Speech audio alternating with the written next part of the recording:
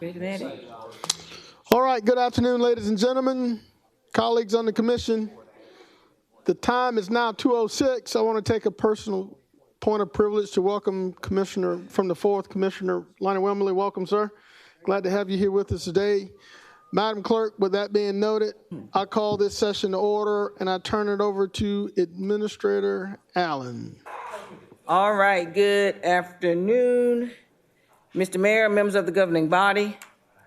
We are here again to discuss our fiscal year 2026 proposed budget, which we are optimistically hoping that you will finalize and adopt at the commission meeting next Tuesday. You note that I said optimistically. If we are not able to cover everything today, we will look at scheduling an additional work session on next Tuesday morning, if that is convenient for everyone. Please keep in mind that we can't close the meeting on November 18th without the budget approval. So if you are not able to approve it next week, we will need to recess the meeting and hold it open until you are able to vote on it. All right, so our agenda today is pretty simple because the focus really is on hearing from you. You have had several work sessions of us throwing all kinds of numbers at you. So our hope is that today we can summarize the decisions to be made and hear direction from you. But first, we have one more set of information to present to you, and that is the Law Enforcement Fund. As you know, the Law Enforcement Fund is in the general fund category, but is technically a separate fund for the Richmond County Sheriff's Office. This is the familiar table showing our overall original deficit from the initial 2026 budget presentation. I want to pause here and note that you are probably surprised to see this $21 million overall number in my original budget presentation. We knew last year that we would not be able to use ARPA funds this year, which is that 7.3 million reduction you see in the general fund. Then in August, we discussed the 10 million operating deficit for the current year of 2025. But we were not able to get to this final number until we had all the budget requests and all the revenue projection that we received for this year. I hate that it felt like a surprise to you and to the community. But this is also part of the reality of our current budget process. We are already talking about interim updates we can include for 2026 to help keep you better informed along the way. Now, back to focusing on our law enforcement fund. As you see, the law enforcement fund's revenue is projected to grow by almost $4 million for 2026, thanks primarily to sales tax growth.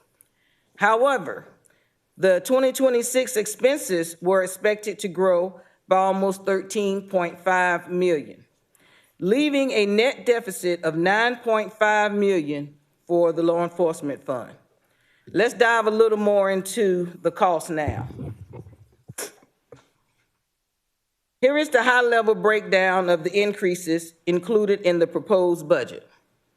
We have spoken about many of these items previously, but it's helpful to see it all summarized in one place. Previously, the Sheriff's Office consistently carried a large number of vacancies, so we accounted for that with lapsed salary saving estimates. Because our Sheriff's Office has been able to fill so many positions, we need to reduce that lapsed salary calculation down to a more realistic number for 2026. On that same note, we also need to absorb the recurring Sheriff's Office salary increases you approved last year, totaling roughly $2.6 million. Again, those are the increases you approved, but that we were able to defer budgeting until 2026, as we discussed at that time. We have discussed rising employee health care costs extensively. And since the Sheriff's Office has so many personnel, a large portion of that cost burden hits this fund with about $2.5 million. Those same pressures also affect our prisoner medical care. And we also see increases in our jail food, toiletries, and other costs with the combined effect of inflation and a growing jail population. So we are projecting a total $1.4 million increase for prisoner costs based on our 2025 actuals. If you approve a 3% COLA across the county, the impact to the sheriff's office is about $1.3 million. Now, we will discuss the COLA in general later in the work session. With all those new personnel, we have more cars on the road, more body cameras in service, more uniforms, more gasoline for those cars, and it goes on and on. So the sheriff's office operating costs have been increased in several areas to reflect our actual cost trends. The non-capitalized equipment line also includes our contracts for body camera storage and the flock camera systems, which we'll address more in just a minute.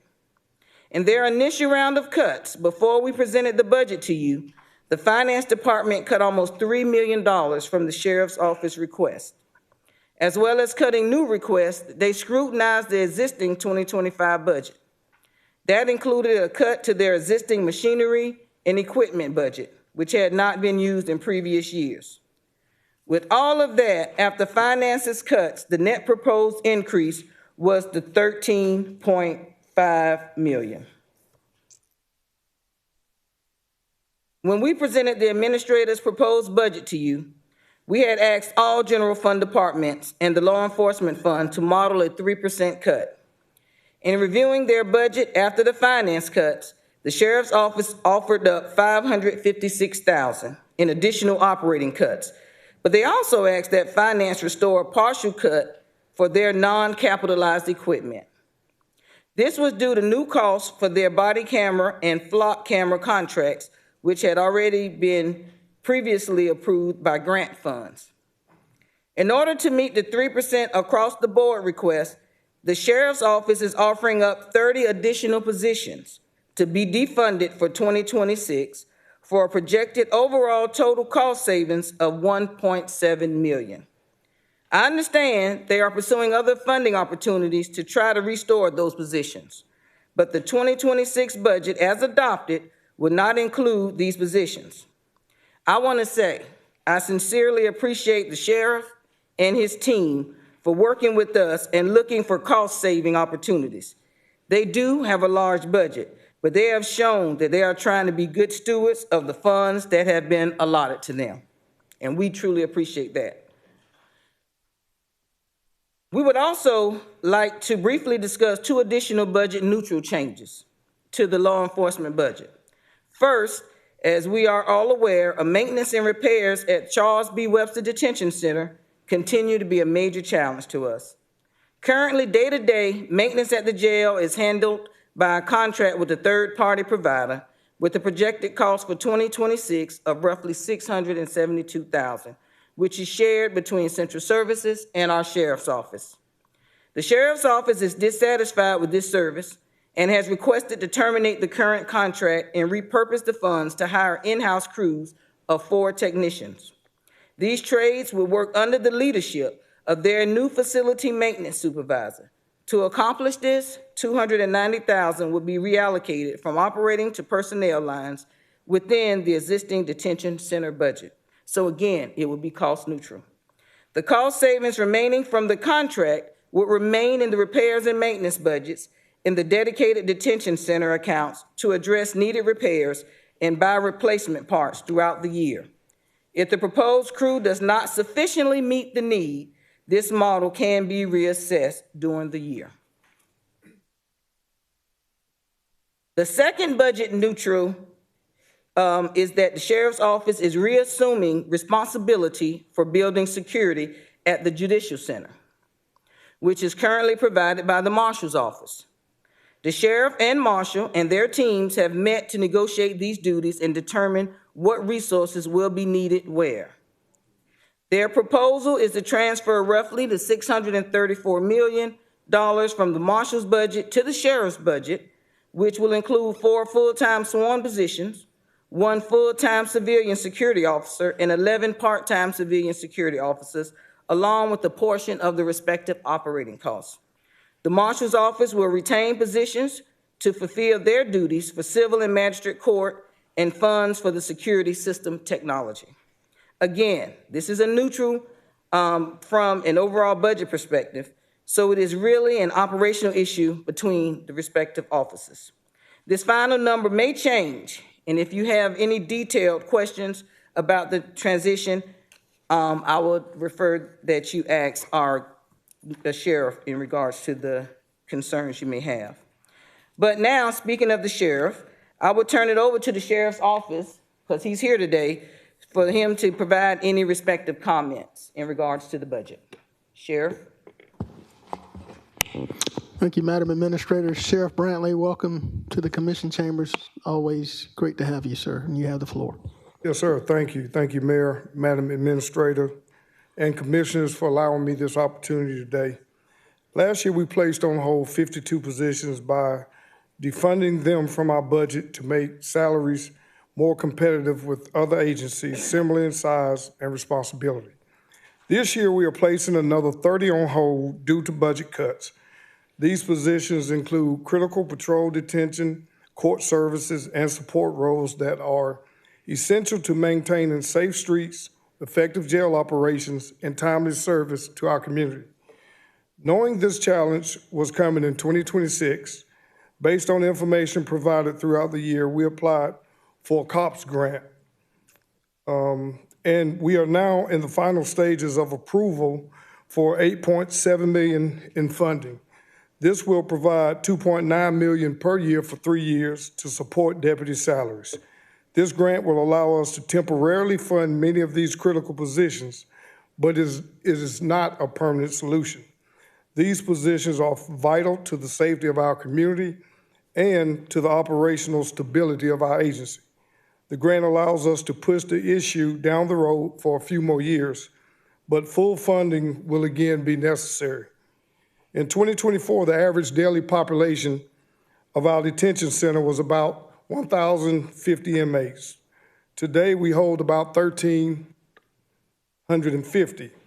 This increase alone has created a significant rise in required funding for inmate medical care, food, transportation, and other essential needs, as well as staffing.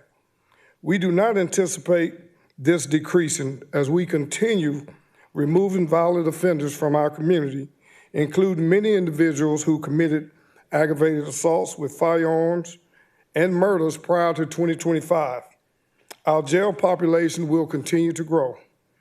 We do not house misdemeanors or low-level offenders except as required by law. Therefore, our rising detention costs reflects two primary functions: population and inflation. To house, feed, and provide medical care for an additional 300 inmates per day is extremely expensive. For context, the 1.465 million increase needed for 2026 equates to less than $3 per inmate per day. Most of the increases in our budget are not within our control. Lapsed salary totals $3.1 million because we have filled many long-standing vacancies within the agency. Personnel issues of $2.63 million are due to salary adjustments approved last year by this commission. While the commission authorized $3.125 million to cover those costs if needed, that amount was not added to our base budget. At this time, we have not used those funds, though we are requesting to utilize 1/3 for a critical need that I will address shortly. Employee health benefits selected by the county have increased by $2.56 million. That is not under our control, but reflects the rising costs nationwide. An additional $1.296 million is needed if the county provides 3% cost of living adjustment, which is necessary to offset the increase in insurance costs employees will face. Additional increases in equipment, vehicle repairs, gasoline, and uniform reflect the fact that we have successfully increased staffing levels, which was greatly needed for public safety. I'm not here to tell you where to find the funding or whether taxes should be raised. That is your burden of command. My burden is to provide you and the citizens of Augusta with excellent service and protection. Each of you has shared that you have seen significant improvements in public safety and agency performance in just 11 months. We have a great team, and the results reflect their hard work. We have reduced Part 1 crimes this year by 32%. We have 10 fewer murders in 2025 compared to 2024, the same time last year. We have had 79 fewer aggravated assaults with firearms, many of which would have become homicides. Through our HEAT grant and reinstated traffic division, we've had 22 fatalities this year compared to 37 last year, a 68% reduction. We're also averaging over a 90% clearance rate on our homicides. These accomplishments come with increased costs. Better staffing means more salaries, more uniforms, more vehicles, more equipment, and more technology. Arresting more violent offenders increases detention costs. Success requires investment. We do not want to stop responding to alarm calls. We do not want to eliminate our downtown proactive teams that have revitalized the area and earned strong support from business owners and the Downtown Development Authority. We do not want to reduce our ability to serve warrants and remove dangerous offenders from our streets. We do not want to go back to a time without a traffic division, a crime suppression team, or a homeless outreach team, which was created when we came in. These initiatives have directly contributed to reducing crimes and fatalities. Your countywide surveys show that public safety is #1 priority for our citizens and that there is a strong support for the sheriff's office. We are doing everything possible to pursue grants, strengthen partnerships, and work with our community and business partners to offset technology and operational costs.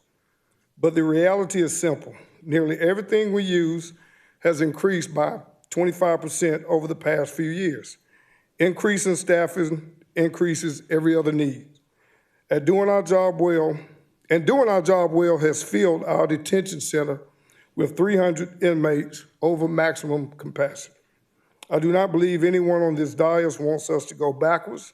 We will continue to give you our best, and we trust that you will do the same. We know you have tough decisions to make, so I'll leave you with this.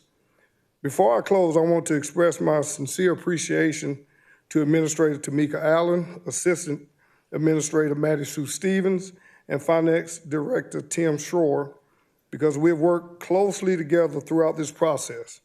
While we have made cuts in many areas, their partnership and willingness to collaborate has helped us produce a budget that is tight but workable, and one that still allows us to move this agency and this community forward. If we do not keep Augusta safe, then we do not keep Augusta growing. Thank you. Sheriff, thank you so much for coming before us, and congratulations on the grant opportunity and keeping this community safe. And we really, truly value the partnership and the work that you and your deputies and your team are doing. I don't see any colleagues in the queue right now, but I do see one that just popped up. Chair recognized Mayor Pro Tem Wayne Guilfoyle. Sheriff, I would like to thank you for coming before us and actually taking the lead on figuring out ways to help us save money. You are one that understands on what we're going through with this budget. Things was laid in our lap a couple of weeks ago that we was not expecting as far as the $21 million. Nobody knew about that. But I appreciate you taking the lead role. And we're going to have to make the necessary cuts. We are going to, before any kind of millage rate is going to be put on the table, we're going to look at every opportunity to save money, no different than you did on the $1.7 million that you had helped us out with. So I would like to thank you and your staff. Y'all are doing a great job in protecting our citizens. Thank you, sir. Yes, sir. Thank you. Thank you, Mayor Pro Tem. Sheriff, sit tight. We got another colleague in the queue. Chair recognizes Commissioner from the 2nd, Commissioner Stacy Pulliam. Thank you, Mayor Johnson. Thank you for your presentation, Sheriff, and thank you for the work that you all continue to do. I have a question, and I'm not sure if this question should be directed towards you or a member of your team or your staff. For the courthouse security transition, in that bullet point, it gives the amount and it says will be transferred from the marshal's office budget to the sheriff's office budget. including, so the bullet points under including, is that 633,890? Is that saying that that's going to cover the total for those things underneath?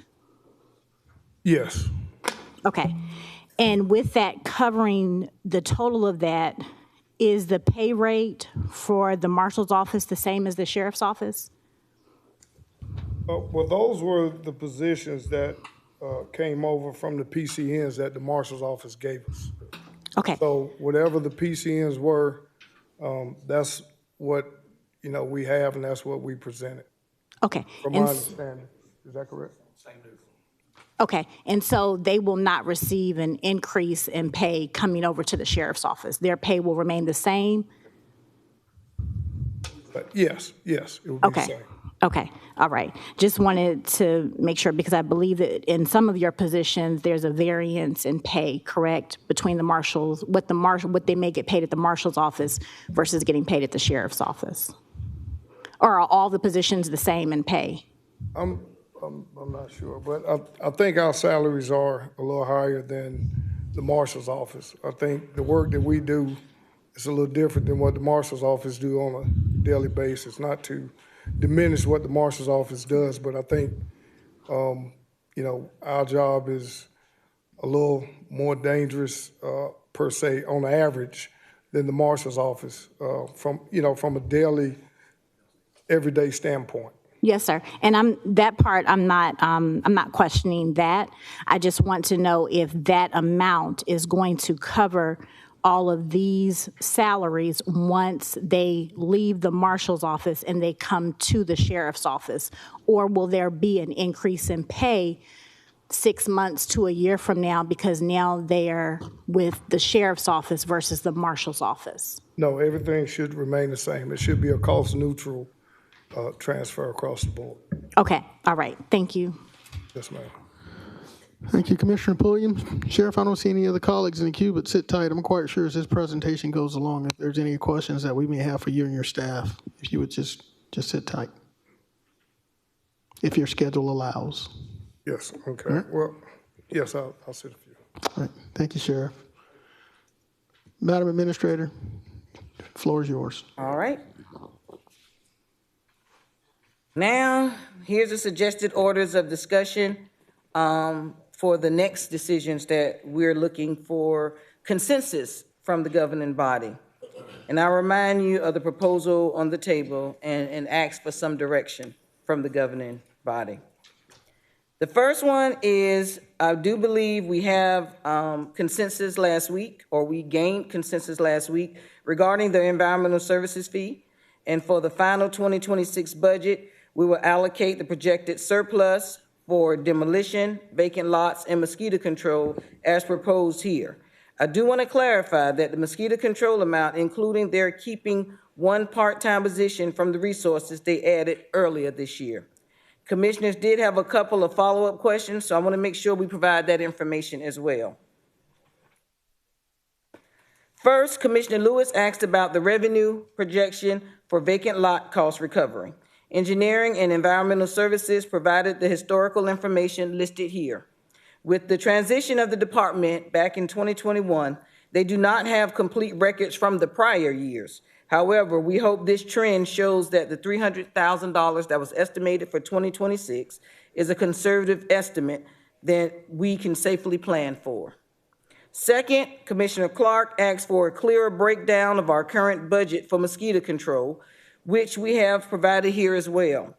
As mentioned, they are under contract with engineering to support the stormwater program with monitoring and treating detention ponds and providing public education. They are also put larvicide in storm drains to reduce mosquito hatching. As of their August update, they reported that they have been inspecting 108 ponds each month and had sent 640 letters to pond owners to address some of the issues. Mosquito control also conducts surveillance of the mosquito population, responds to the 311 request for inspections, and provides chemical controls. They inspect 8 traps per week and conduct extensive testing. They do conduct truck spraying in neighborhoods as well as inspections as individual homes and pools. Through August, they had received 761 311 calls and visited 680 residents to inspect and spray. Earlier this year, in response to Hurricane Helene, the commission approved one-time funding of $61,000 for additional part-time seasonal sprayers and support their operating costs for truck maintenance and fuel. You also approved $48,000 in capital purchase to support the purchase of an additional truck and sprayer for that program.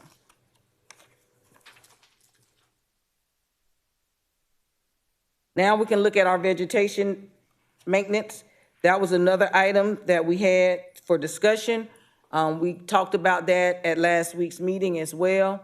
So we just need to know the directive or consensus on which of those respective options that you would like to proceed with. All right, thank you, Madam Administrator. Chair recognizes Commissioner from the 5th first before we get into these gaining consensus. Chair recognizes Commissioner Don Clark. Thank you, Mr. Mayor. Madam Administrator, one other thing I was asking for last week was the out of the dollars that we have allocated towards the mosquito control, how much of that had been utilized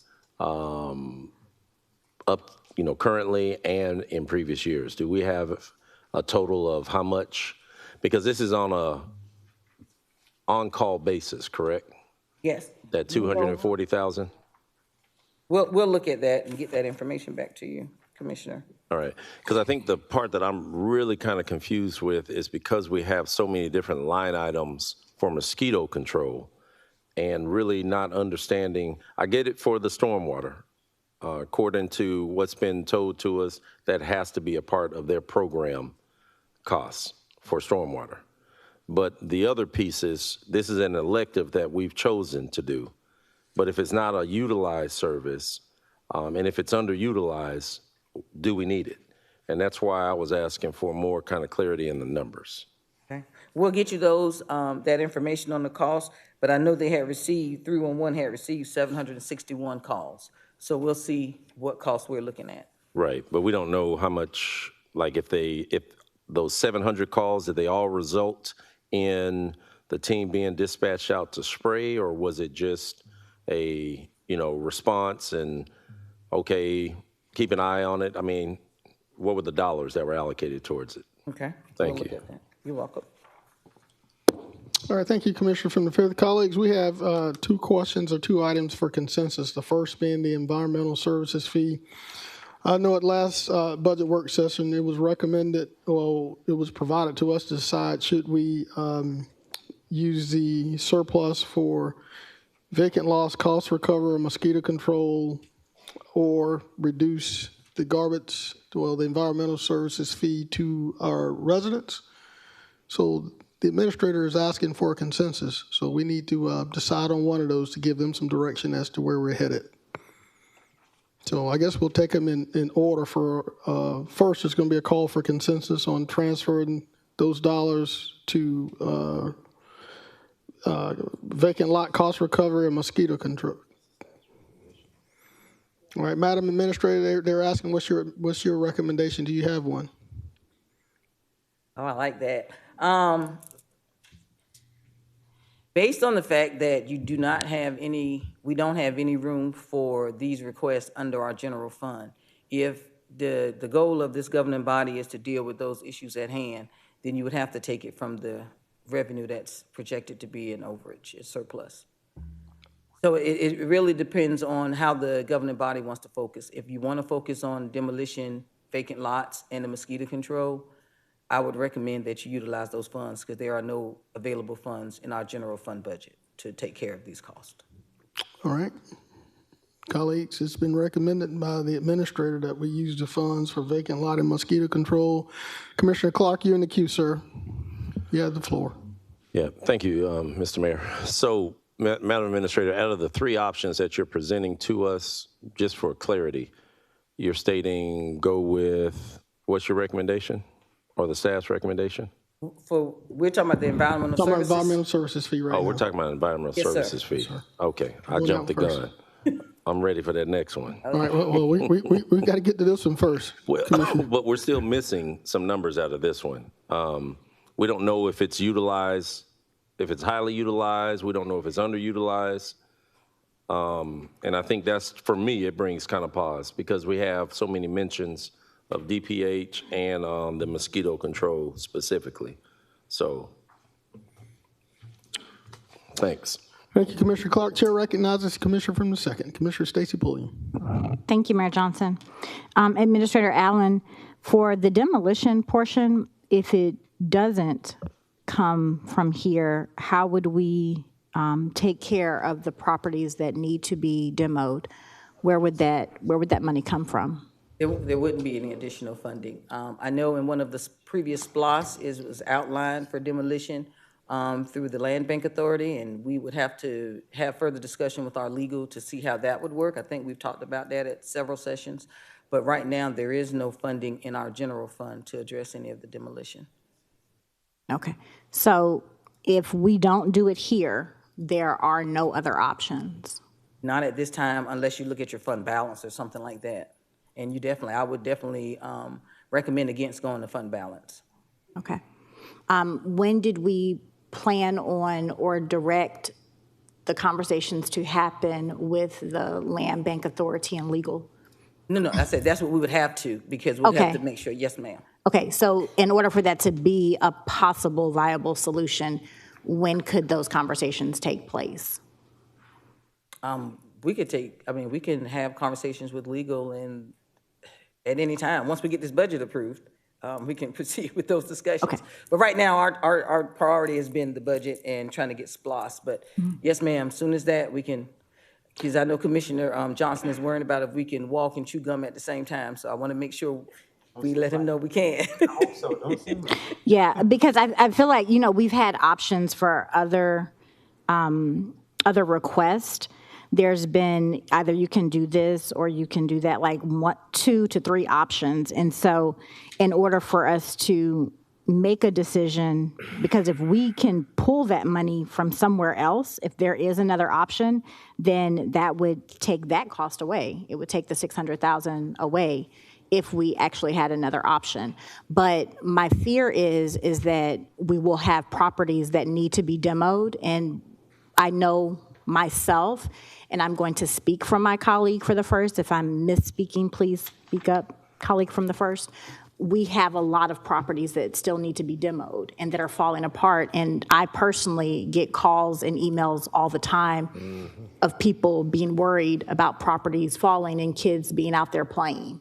So that's a major concern for me.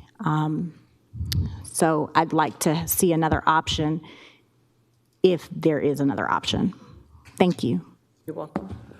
Thank you, Commissioner Pulliam. Chair recognizes Mayor Pro Tem Wayne Guilfoyle. Thank you, Mr. Mayor. Under this, can you turn it back to the vegetation maintenance sheet, Okay, Madam so- Administrator? I do think, and if I could just speak on the environmental services fee, I think it was a consensus to approve the environmental services fee, just not what to do with the funding. Right. Okay, all right. Just not to do with the funding. Yes, That is sir. correct. Okay, thank you. Either we're going to use it for vacant lots and mosquito control, or we're going to use it to reduce the services fee to the constituents. All right, Mayor Pro Tem Guilfoyle. Yeah, Mr. Mayor, with this vegetation maintenance program, I'd like to hear from the director, Dr. Malik, if he can, because this is in his wheelhouse, and I would like to hear from him in regards to this. He ain't ready. All right, Dr. Malik. Not only is it in his wheelhouse, we got Central Services, Yep. Parks and Rec. We got all the directors here. Everybody is responsible for cutting some grass. So, all right, Dr. Malik. Dr. Malik, as far as this vegetation maintenance program, we're being offered 3 different scenarios. Have you looked at any of these 3, sir? So, not in doubt, but I look at that. The primary question really I had that is anybody look at the cause why services are not being delivered and what's the remedy? I have not seen that part to this whole, the whole all these 3 options. Right. Because without knowing the cause, the remedy is not going to yield anything other than maybe just addressing the symptoms. So that's really my question to everybody is, what's the call? The way it's presented, at the surface, it looks like I, as a director of engineering, failed to provide the services, so we need to move to somebody else. Because we're not adding any resource other than $350,000. And $350,000 not going to add any level of service. Okay, The so, 450 is going to the existing contract. so the cost for all three scenarios, it's on the bottom of the page, is $800,000. Yes, 450, if you all remember, in 2023, there was 40-plus areas managed and maintained by the Park and Rec, and that was transferred to engineering, and the consensus, at least the arrangement was be contract services. So that contract is $700,000. The budget last year was $250, $350, so I came to this body and asked for additional fund, and they were allocated $350 additional. So this $450 is to make up for 2026 to bring that funding to $700. So really, the additional real fund is $350. The way I'm looking, somebody may not agree with me, but that's the way I'm looking at. So it's does- $800,000. So really, the funds, the new funds, they're available to go to any option other than engineering is where they have $350,000 to provide these services that will include administrative costs, everything else. I'm not, by no means, I'm not saying, that I need to keep it. Right. But it's, since you asked me the question, my question is anybody look at the cause why services are not delivered at the respective level of service? So, thank you, Dr. Malik. Thank you very much. Madam Administrator, so this vegetation maintenance, this is for vacant lots, this is for, tell me exactly what because I'm missing something. So it was the same that we presented on last week. I didn't include that. I apologize. Oh, I'm sorry, Commissioner Gifford, no, was. you wasn't here. But and we can get that information to you in more detail, but it's just shifting the respective staff into one. And as Dr. Malik stated, the $450,000 is additional funds for the contractual obligations, and then $350,000 just for administrative respective costs that may be added. But again, we had the directive from the governing body to come back with the recommendations as it relates to, one, being where it is currently, or secondly, having its own department, because there was a question about who do you contact when it's a grass issue, Right. or a new division under central services. And we brought all those three options, and the funding scenarios is $800,000 is the same for all three. You just have additional money for the contractual depending on which one you select, and that's when we can get that to you. Right. Which department has the room for these equipment, supplies, and materials to do this operation in any other three? I would say the majority of the equipment would be in engineering. That doesn't mean you couldn't transfer the respective equipment to the other entity because it's all City of Augusta. But they would have it because they have most of the staff and more staff than the other two departments. Right.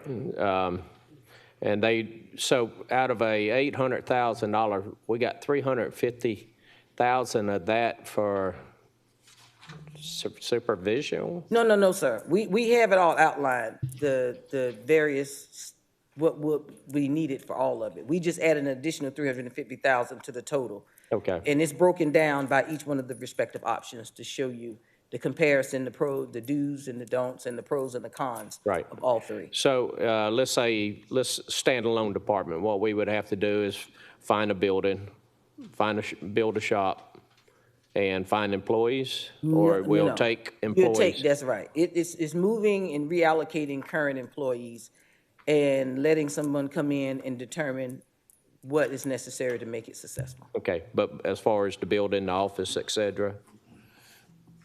So we have central services looking for a location that's probably already city-owned facilities that can actually be utilized.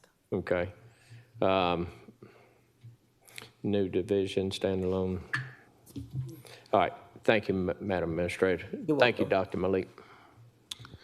Thank you, Mayor Pro Tem. Chair recognizes Commissioner from the second, Commissioner Stacy Pulliam. Okay. Thank you, Mayor Johnson. Doctor, may I have a question for Dr. Malik. Dr. Malik.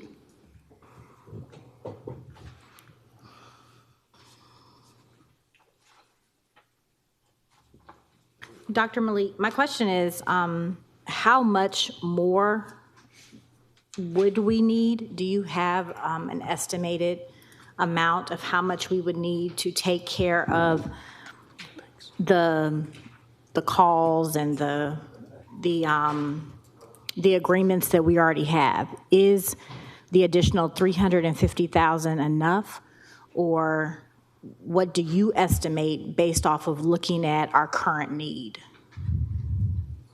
So really, then we need to look at, there's two parts to this whole discussion. What is the vegetation within the right-of-way, which is the roads, and other is vegetation off-road. Those are ditches, ponds, vacant lot, all of the things. So really, we have to look at those two, and most of the calls are related to this off-road, in my terminology, ditches and all of the things. So I have not looked at how much, but again, it depends level of service. But we want a 1 cut a year, 2 cut a year, 3 cut a year, and then we can do. 350 is, if allocated to engineering, yes, it will increase the level of service, and we will use it in a cost-effective way.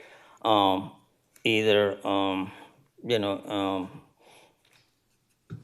having civilian detailed supervisor like we have two, to at least we have some scheduling, control, all of that, or we can negotiate some of the contract just for cutting a ditch. But other option, if it stay with engineering and environmental services, I'll probably look at looking at the vacant lot and some of the area around that as a unified approach to get more done in the same cost.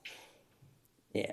Okay. But 350, again, it's going to really level of service. It will not give us to go even to the quarterly schedule, but it will, yes, improve. Okay. Thank you, Dr. Malik. Mayor Johnson, may I direct a question to the administrator? Yes, ma'am, you may. Thank you. Administrator Allen, I remember in previous sessions that we had, you, please correct me if I'm wrong, I believe you stated that even with this amount, we still were not going to cover everything that we need to have covered. Did you state that at some point? I don't recall saying we wasn't going to be able to cover everything, but I do recall stating that we'll have somebody that will come in and do an assessment of what their needs are, and if there are any additional needs, we'll have to bring that back to the governing body, but we did not expect to do that in 2026. Okay, yes, ma'am. So with the $350,000, I know that's administrative costs. No matter which option we choose, we're still going to have the same level of service that we currently have. I wouldn't say that would be true. Okay. Which option then would give us the best level of service, and we would not have to potentially come back to the body midway and request more money? I wish I knew the answer to that, because I would probably say, this is what we need to go in the direction.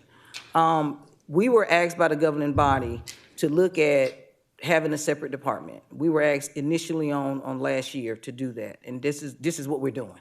And so we were also asked by Commissioner Johnson to add the division within central service, bring that option.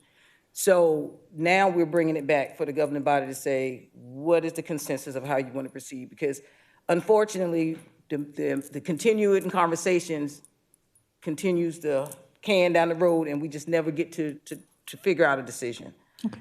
This is the same, the $800,000 is the same throughout. I'm not going to say that either one of the three would not require an additional funding mechanism, depending on the level of service. I think to Dr. Malik's comment, that is wanted by the governing body. Okay. In previous conversations, because this vegetation maintenance, please correct me if I'm wrong, it still ties into some of the service that RCCI provides. Is that correct? Yes. Okay, so I've asked a few times, I've requested that we have a breakdown in what it would cost to have everything covered as far as the lot maintenance and things of that nature, and for us to look at what that total is in comparison to RCCI hiring employees and having contractors. So where does that play into this? So that, you got ahead of me, Commissioner Pulliam. It is Okay. coming when we start talking about RCCI, and I apologize. I didn't roll it into this, but I do have it when we start speaking about RCCI. Okay, so we need to hear that part first before we make this decision, since it's rolled in? Well, not necessarily rolled in, but it will show you the respective costs that I think you were trying to get at the last meeting, what it costs for RCCI. Okay, but does that cost play a part in this decision? Or are they two totally separate Two totally separate. conversations? In my opinion, they're two totally separate, because the constant is RCCI. It doesn't change. Do you see what I mean? Okay, so it's still going to be 800,000 regardless? Yes, ma'am. Okay, even if we keep RCCI? Yes, ma'am. Yes, Okay. ma'am. So no matter what department RCCI falls under, that cost is going to be the same, and no matter if we add in more contractors, because I heard Dr. Malik say 450,000 is going to be a constant for the contractors, so that part is already allocated to our contractors. Yeah, well, it depends on the breakdown, because I think in one of the options, and I don't have it in front of me, it went to like 421,000 for the contractor. So it depends on which of the options that you want to use that we broke down and provided to you. And we can resend that out so y'all can look at that again, that slide, but it actually breaks down what it is. But the 800,000 is another constant, along with the RCCI. Okay. Okay, yeah, I need to see all of that together, because even though the 800,000 is saying to be the number, if the 450 could possibly change to 421, then does that extra money go over to that administrative cost of 350,000? Like, I would like to see it for what it is. Okay. Thank you so much. Thank you, Mayor Johnson. Thank you, Commissioner Pulliam. Chair recognizes Commissioner from the 1st, Commissioner Jordan Johnson. Thank you, Mr. Mayor. Administrator Allen, with the new division being created, how much of that 800,000 is going to be going towards service delivery? So how much would be going to service? Service delivery, actually doing the grass cutting, and how much is going to go So to I staffing? think it was about 421. 510,000 was on that one. So we can get y'all that breakdown again, because it seems like you probably want to see that information broken down by the three various options again, and you can make the decision on that as far as a consensus on next week, but we'll get you the information. So let me ask you, so with the 800,000, how much would that go to? So I'm gonna ask the same, do you want me to ask the same question for each, or do you want me to just wait for you to bring those three breakdowns? Wait till, I'll get you that information. Okay, all right, because my thought is whichever department uses the 800,000 the most for service delivery, or whichever option uses that 800,000 for service delivery the most effectively, I think it's the one that would make more sense for us to decide. I know last session we talked a little bit about the concerns about creating a new department and how that would take some time to stand up. I think that given the time period that we're working with grass cutting season on its way, that might not be the best idea for us. I know the central services conversation was also kind of like around the same lines, because we would have to have warehouse space in the future and things that might have additional costs there as well. And then the focus on priority concerns, the accountability concern was the biggest piece there. But I think we could tighten up on that a little bit if we had to. So I would just like to know how that 800,000 is going to move all together. But I think either options 1 or 2 could be really good options for us. I feel like with option 1, a lot of the conversation that we've had was just about the funding of the work, and I think this somewhat addresses that funding. But the accountability piece is, again, it's going to take a lot of effort from us to hold the department directors and staff members accountable to the SOPs we're trying to put in place and to the service level delivery that we're looking for. And then the standalone department, I just still have concerns about the long-term cost that's going to be associated with this. It might work for us this time around, but over the next few years, I fear that we're going to have some unintended consequences there. So I'm leaning more so towards number 1 and 3, with number 1 being the favor there, but I would be interested in seeing the breakdown of that number. Yes. Thank you, Commissioner from the 1st. Chair recognizes Commissioner from the 4th, Commissioner Lonnie Wimberly. Thank you, Mr. Mayor. This is for the administrator. Yes, sir. Since I'm the new kid on the block, some of this stuff just went right by me. So when you send out that information, the breakdown, is it going to tell me what all areas that we're concerned with Yes, sir. maintaining? Because just say vegetation maintenance doesn't really give me a picture of what you're talking about. Yes, sir, it does. Okay, thank you.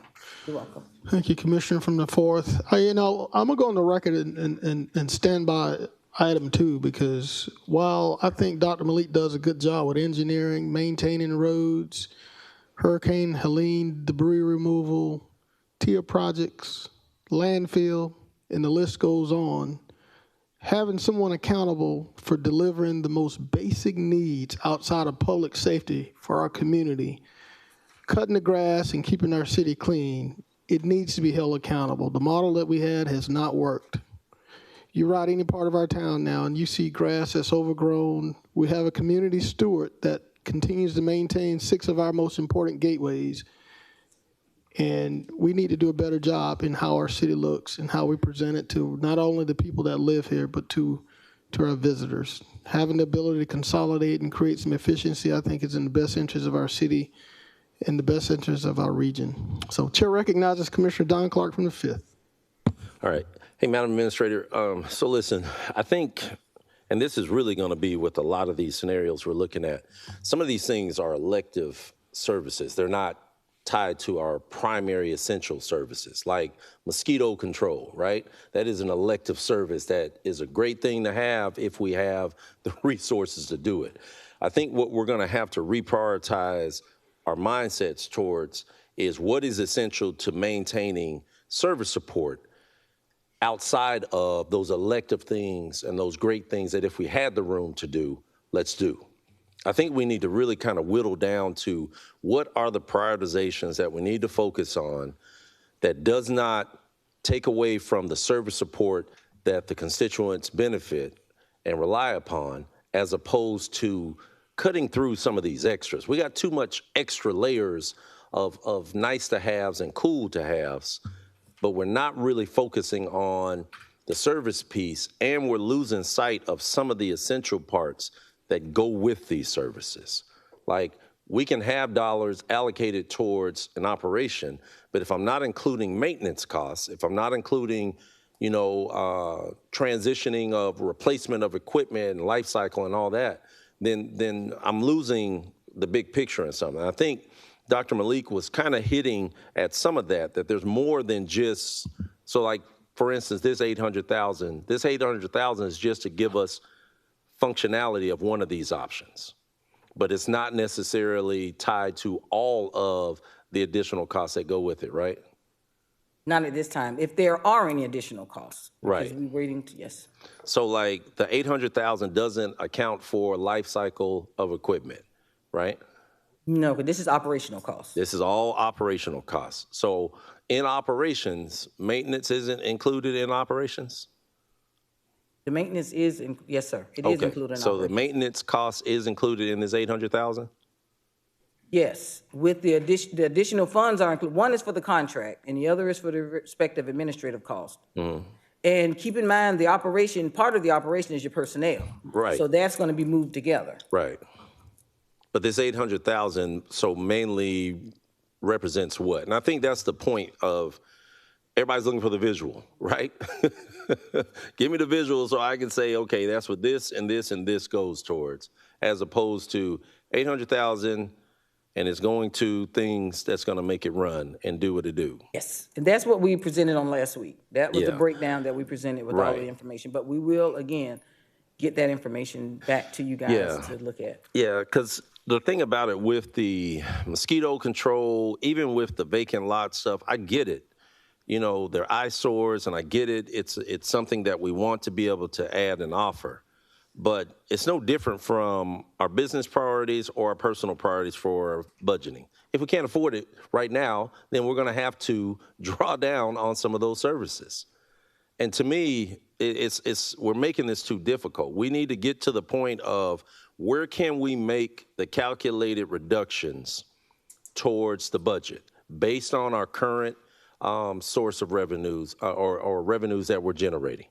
Right now, we know there's a chunk of money that's been taken out from the ARP funds. Based on where we are with current revenue, where are the areas that we need to trim down? Where are those nice to haves, whether it be giving money towards the NGOs, whether it be taken away from elective services and otherwise? We need to penetrate directly to where we need to make those cuts. Because right now, I mean, and I'm only speaking for me, I feel like I'm doing I feel like I'm just reaching for something, and I need to have some actionables of what we really need to trim out. And I know you all are looking for us to give you something, but there's a great deal of uncertainty tied to a lot of this. And I'm just not feeling very confident in how we're going to get to it if we don't really kind of penetrate to the realistic aspect of this. Because if we don't get to the point of saying, what are our core functions? What are our service support functions? And then separate that from all these extra separate elective things. We're gonna be talking about this for freaking months. But we gotta separate this stuff from what is the service support that this government is supposed to be providing to the constituent based upon the revenue and the dollars allocated for this. All this extra stuff, we need to separate it, and we need to determine what's gonna be the cuts with it. Because we're gonna be here all freaking month and next talking about this if we don't really get to a realistic point with it. I get it, there's agencies out there that do great work, but if it's not tied to the service function for the government, we need to be realistic with this thing. And right now, I think we're being really kind of unrealistic, and we're dragging this thing out unnecessarily. So I apologize for going on a rant, but we got to get down to the nitty-gritty of this thing. Thank you, Commissioner from the 5th. Chair recognizes Commissioner from the 4th, Commissioner Lonnie Wimberly. Thank you, Mr. Mayor. The things that we must have, need, and want. So is the health of the community is one of the functions that we must make sure that we're providing, and the health is in the mosquito control. Am I hearing that we might get rid of mosquito control? If that's what I'm hearing? Because if I'm hearing that, then what happened with West Nile viruses that come in here? So I can understand the cost, but I sure don't understand putting the community health at risk. Thank you. Thank you, Commissioner from the 4th. Colleagues on the commission, so we've decided that the administrator and her staff are going to bring back more details regarding the vegetation maintenance portion of what she's called for consensus on. So let's move back to environmental services fee. We've agreed that we're going to call that extra surplus an environmental services fee, but we got to determine how we want to direct the administrator and her staff as to how those dollars are to be used. You heard the commissioner from the 4th and said that obviously he supports some sort of mosquito control as a portion of the administrator's presentation. But she's calling for consensus right now. We're going to use those dollars for mosquito control and vacant lot cost recovery. or we're going to use the funds for a $14 reduction, a $14 annual reduction in the garbage collection fee or environmental services collection fee. So let's go. Question, Mr. Mayor. Yes, sir. Commissioner from the first. So the reduction in the fee, that is the fee that the constituents pay? That is Yes, sir. Yes, sir. It'd It be is. $14 I think it was $14.50. per year? Per year. For how many years? 1 It's year? just a 1 year. So 1 year, $14 reduction versus how long would those other services be funded? I mean, just basically for a year? Okay, so as long as we keep allocating money, it's just for 1 year? Yes, no, yes. What are As those long ser- as the funding is available, because you probably still have a surplus, but I couldn't say the exact amount of this. What services are we discussing? Can you say it on the record again, please? You said, Demolition, vacant lots, and mosquito control. okay, Yep. all right. And for this body, is there any way you can remind us, based on the dollars, how many houses can we demolish? How many vacant lots? What is the number? 65 to 75 a year? 65 to 75. I'll make the suggestion, Mr. Mayor, that we use it for vacant lots, demolition, and mosquito control. All right, the commissioner from the first has made a recommendation for vacant lots, mosquito control, and demolition. It has been, well, we can't vote on it. We just got to show a consensus by hands. All right, colleagues, we got an important action here. I need y'all to give me a second here. Commissioner from the fourth, commissioner from the fifth. There's been a call for consensus on vacant lots, demolition. There it is, sir. I'm sorry, Commissioner Johnson. Okay, all right, here's the slide. Based on the recommendation from the administrator, if we go with this proposal, 65 to 75 demolitions for 1 year, vacant lots, 2 crews, 30 to 50 cuts a week, and mosquito control, $240,000, current funding plus 1 part-time position. Commissioner from the first has called for consensus. By show of hands, how many consent to using that fee for these services? See, 1, 2, 3, 4, 5, 6, 7. Madam Administrator, it is consented. Yes, sir. Thank you. All right, and then on the next item regarding the vegetation, we will wait next week for you to present the additional information that's been requested regarding that? Yes, Correct? sir. All right, Yes, so sir. let's move on with your presentation, please. Yes, sir. Okay.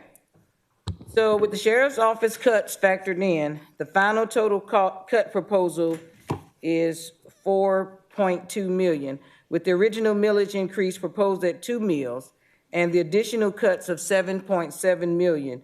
We would have roughly 2.6 million remaining as a surplus. We have discussed each of these items in some detail in previous presentations. So now I would like to seek consensus for the other remaining items to see how you would like to proceed. And then we'll wrap up with a few open items from last week's work session. For housing and community development, we initially asked the department to model a $500,000 reduction. Mr. Jackson and his team have proposed cutting 5 positions, 2 of which are vacant in the administration, support services, and redevelopment sectors. As discussed, they believe these 5 positions can be reduced without disrupting the core service delivery in each sector and with maintaining the redevelopment group. They have also proposed operational cuts of just under 10%. These savings add up to just under $470,000. We will continue to refine the housing and community development organizational chart with the remaining positions over the next few months. Once we have the final results from the audit and are able to finalize a new structure for your review, but we do think there is an opportunity for cost savings now, which will reduce our administrative costs for 2026. The question that I pose, is there a consensus about accepting this budget reduction for 2026? All right, colleagues, Chair recognizes Commissioner from the first, Commissioner Jordan Johnson. Thank you, Mr. Mayor. I just want to be certain again that this would not impact our ability to provide housing and redevelopment for our community. It does not, sir. Okay, all right, thank you. All right, thank you, Commissioner Johnson. Commissioner Don Clark from the fifth. Madam Administrator, how many of these 5 positions are paid for by grant dollars? So I would defer to Mr. Jackson, but a majority of them are actually funded with the funding that we provide through the general fund. Interim Director, Deputy Administrator Jackson. Yes, sir. I do want to be factual, so I do think I have my finance officer, thought he was in. I think he's outside, sir, if you hear coming. There he comes. I just want to be factual. Yeah, and I want to make sure I'm clear. And Deputy Jackson, you and your finance officer, as he comes up, clarify, there are a number of your roles that are paid for by grant dollars, correct? Yes, sir. The majority of the roles are paid by grant dollars for reimbursement. Right. So these 5 positions, are these paid for by grant dollars? And if they are, then what does that do towards the administrative costs that are allocated towards running the programs that you guys are managing at this point? Good afternoon, everyone. My name is Arnold Pierce. So yes, most of them, the majority of the positions are reimbursed by the particular grants. We do what we call a time and effort or cost allocation. So with those particular positions that we have that's on the vacancy, what happens is the admin costs for those particular items just will not be allocated to those particular positions. So you're really not losing anything as far as the admin portion. You're just not allocating it to a position that's no longer there. So it's the 500,000 that you all are saying, those are all grant dollar reimbursements, right? All of those are grant related because they're funneled through our grant programs, and we're just paying back. What we do is pay back the city. So each one of those positions, a percentage of their time is spent on that particular grant. So for example, you have admin. Admin is what we consider IDC. So it's spread across the department. Support services, that's our community development block grant and our ESG program. So their times is going to be divided between the activities, but in this case, the positions are not filled. It will go back to the admin pot. Right. So how is that reported then to the issuing authorities for the grants? So right now you're saying 500,000 won't be utilized for salaries. It's going to be utilized for what? 500,000. The 469, 550, right? That we're saying is the reduction in costs. We said all 5 of those are grant reimbursed positions. Right. So the city pays the portion for our positions. It has anything to do, we don't have to report those positions to HUD. We're just saying that we're going to eliminate those positions in totality. And so the admin side of that is not going to have any impact of how much we get back from HUD. It doesn't have an impact on it at all. Yeah, I got it. But what I'm saying is the reimbursement piece of it is you report that, I'm assuming you report that to HUD, right? Because that's who issues these grants. Yes. You report that to HUD. Yes. As 469, 550 is in your total amount that you report for administrative costs. Right. That's Right. based on time and effort. So anything that's not recorded, it just stays in that pocket. If you don't work it, we don't reimburse for it. So the cost is allocated based on the times of the employee that's spent on each grant. So if those are eliminated, then that won't be withdrawn or won't be submitted for reimbursement. Correct. Through HUD. That's correct. Can I ask Interim Director Schreier something? Yes, sir. So basically, they don't have enough administrative costs to take care of the personnel costs. And the personnel costs is the part that the general fund is supplementing. Right. Well, and this was a question I think Director Schreier had clarified for me. So the way the city does this, in their budget supplement that we provide to them, we provide them including the salaries for those personnel, those positions, right? We supplement them about $1.6 million a year, yes, for. Right, and that covers all of their salaries. And then the reimbursements that they receive, the city carries it as a revenue. Yes. Okay. So Go ahead, if I cut you off. No, go ahead. So in the event that we're not receiving that as additional revenue, does that further take away from what we're bringing in as well? Because if we're carrying it as a revenue, or is it just a line item just saying it's revenue because it's coming in as a payback for what the city fronted forward? It's a reimbursement. The issue becomes the grants have a very small percentage that can be allocated to administrative costs, and historically, our administrative costs have been more than what the grant has allowed. So that's part of the other 1.6 million. That's what those funds are used to fund the administrative costs that are not funded by grants. Does that makes a long answer, but yeah.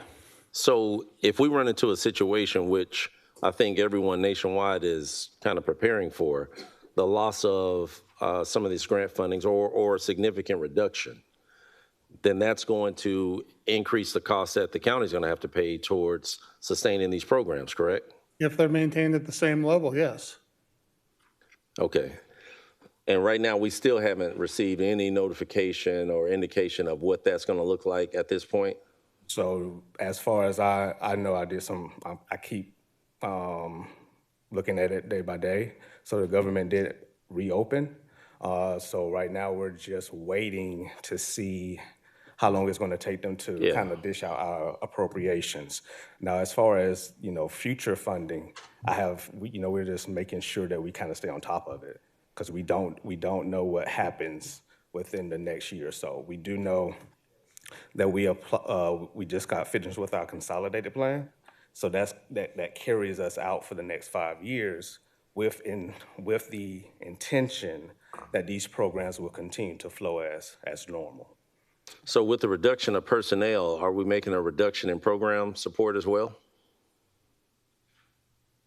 Okay. So the task was to bring back some cuts, and I wanted to ensure that from a program provision standpoint, that these programs wouldn't be impacted. So some of these positions are kind of at the fringe in terms of who manages. We wanted to make sure that we maintain the managers and maybe 1 or 2 coordinators for each program. So from a service delivery standpoint, there won't be an impact in terms of how we provide the service. So, and I'm not as familiar with it, but so it's CDBG, it's, what are your other program supports? Home, HOPWA, ESG, those are the 4 major categories. So those are the 4 buckets that you have for HCD? Yes. And which one, so home, I'm assuming, falls under the 64 properties that you guys have, falls under that?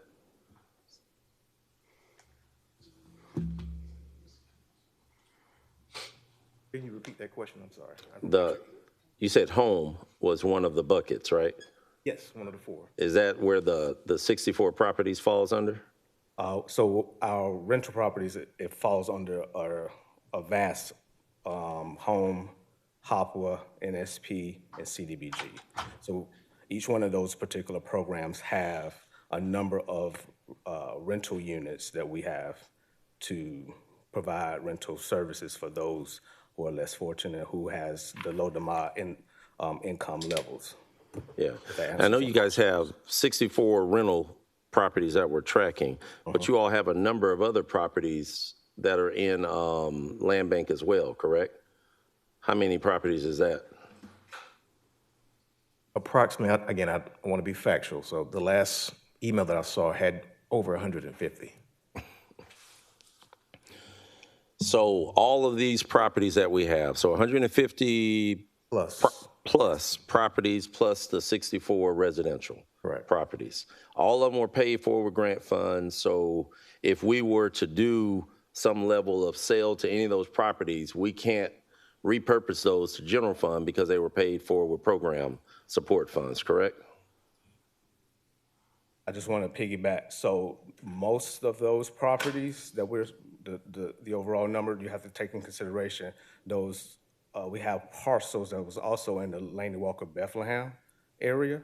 So because of the revitalization project that was put in place a number of years ago, those are properties in which we was to revitalize that area. So if any of those properties that this body wants to, I guess, determined to relinquish, it will go back to the bond fund because those particular parcels were paid with bond funding that was approved by this body some years ago. So then there are some additional, the rental properties, they still will fall under the land bank because we don't, technically the department doesn't own the properties. It still has to go through the land bank process. But those will have what we call affordability periods. And so we still have to look into where we are with that with Home, Hopper, and CDBG. So that's, you still have to take that in consideration as well. Right. So on the spreadsheet that the administrator gave us, it shows the no's and yeses in the columns of what can be sold and what can't be sold. So when we say, Madam Administrator, did you put this together or did ACD put this together? Housing and Community Development put this together. So if we're saying something can be sold, it doesn't necessarily mean that it can go, those dollars can come back towards the county per se. They have to be reallocated towards something in line with the specifics for those restricted funds, correct? So if you look at the far right column, which Right. says can property be sold, as Mr. Pierce stated, there's affordability period where it has to be used for affordable housing purposes. At the conclusion of that period, those properties can be sold and those proceeds can be used for general purposes. That's why we have yes, but after the affordability period. That's the context. Right. So if we use them, if we sell the properties, we have to reallocate that towards something that is specific to the program limitations of it. After that period, those sales proceeds can be used for general purposes, meaning you don't necessarily have to invest back in some sort of property. That's what Okay. that stipulation is about in that last column. Yeah. And right now, all the rent that comes in for these 64 properties goes back into supporting the programs? Part of it is paying for property management services. We know we have a contracted vendor who provides that sort of maintenance. And I'll let Mr. Pierce talk about any other expenses that we cover. So yes, so all of the funds that we receive for for the rent proceeds, it goes back into the pot.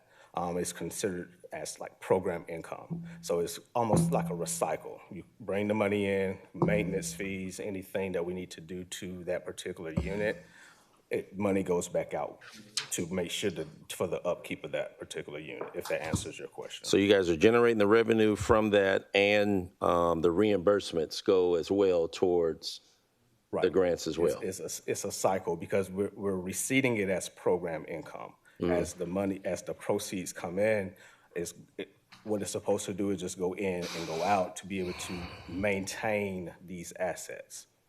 Okay. All right, I'll stand down, Mr. Mayor. Thank you. Thank you, Commissioner Clark. Chair recognizes Commissioner from the second, Commissioner Pulliam. Thank you, Mayor Johnson. Part of my question was already answered. I just want clarity on if we take that $500,000 and we no longer allocate that to administrative cost, then we just won't have that money anymore from a grant standpoint? Like, we'll turn that portion back in? No. Okay. So essentially, you end up doing, and I almost piggybacking off of Interim Director Schreier, we only have but so much admin. So again, you're just utilizing all of what you have. And so for those positions in which we're not going to satisfy, we're just going to repurpose based off of how much we have available across the remaining of the team. Okay, so we can allocate that funding to something else? That is correct. It doesn't have to be for personnel? Well, no, it has to be admin, so it will be personnel. We just spread it across the other staff members within the department. Okay, understood. And please keep in mind that the 162 is the remaining of that is the reduction in our general fund.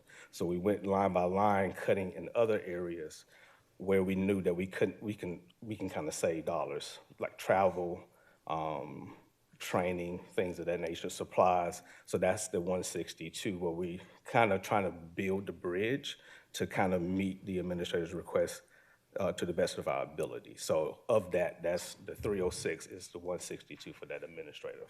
Okay, so this cut in your budget is not going to negatively affect this department? From a program service delivery standpoint, no, it won't, because we'll still operate the programs that we currently operate. So it's just that some of the support staff that we have, some of those positions will be eliminated. So, okay, you said from this standpoint it won't. What standpoint will it negatively affect your department? Will it just? Reduction in staff. Okay. So that means that the individuals that we are now spreading this money across the board to fund them or give them an increase in salary, however that will work, they will just have a heavier workload. Is that what Heavier workload is probably subjective. Okay. Because we still maintain, I think, at the supervisor level, and we did eliminate some of the supervisors, which is right below that level. And then you have a few coordinators who will help that supervisor maintain the program. Okay. Yeah. Okay. How will it negatively impact this department? Just plain and simple.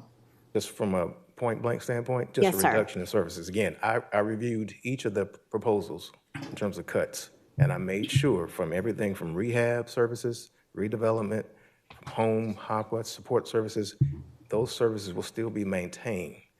Again, it's just the fact that some of those managers or supervisors won't have the additional staff that they currently have to deliver those services. Okay. So it's, you say additional workload, somewhat, yes, but not to a point where I think where people will be set up to fail. Okay. All right. Thank you very much. Thank you, Mayor Johnson. Thank you, Commissioner. Chair recognizes the Commissioner from the 7th, Commissioner Tina Slindeck. Thank you, Mayor. This report here that was given to us on the back side of it, there's a total rental income of $33,667. So that's how much a month that all these properties bring in? 64 units. Yes. That is I guess the summation of the current rent, yes. So that's per month. That's what these properties bring in is Per 33. month. Okay. Yes. Do you know what the cost per month that we pay for these maintenance contract for the person who, property managers or whatever? Do you know right offhand a month what we would pay to those people? From a contractual standpoint, the current contract dictates that we pay $85 per unit to our property management consultant to manage the properties. That's a baseline fee that we pay. Now, depending on the needs of each individual unit, depending on what the repair cost is, that's a variable cost. Is that per month? Yes, $85 per unit per month. Per month, yes. All right, thank you. Yep. All right. Commissioner Slindeck, your mic is still on. You still in the queue or you out? All right. All right, colleagues.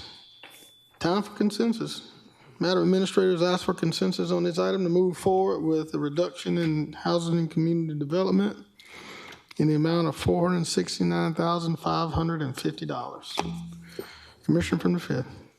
Yeah, Mr. Mayor, Madam Administrator and Deputy Jackson, I still have issues and concerns with this.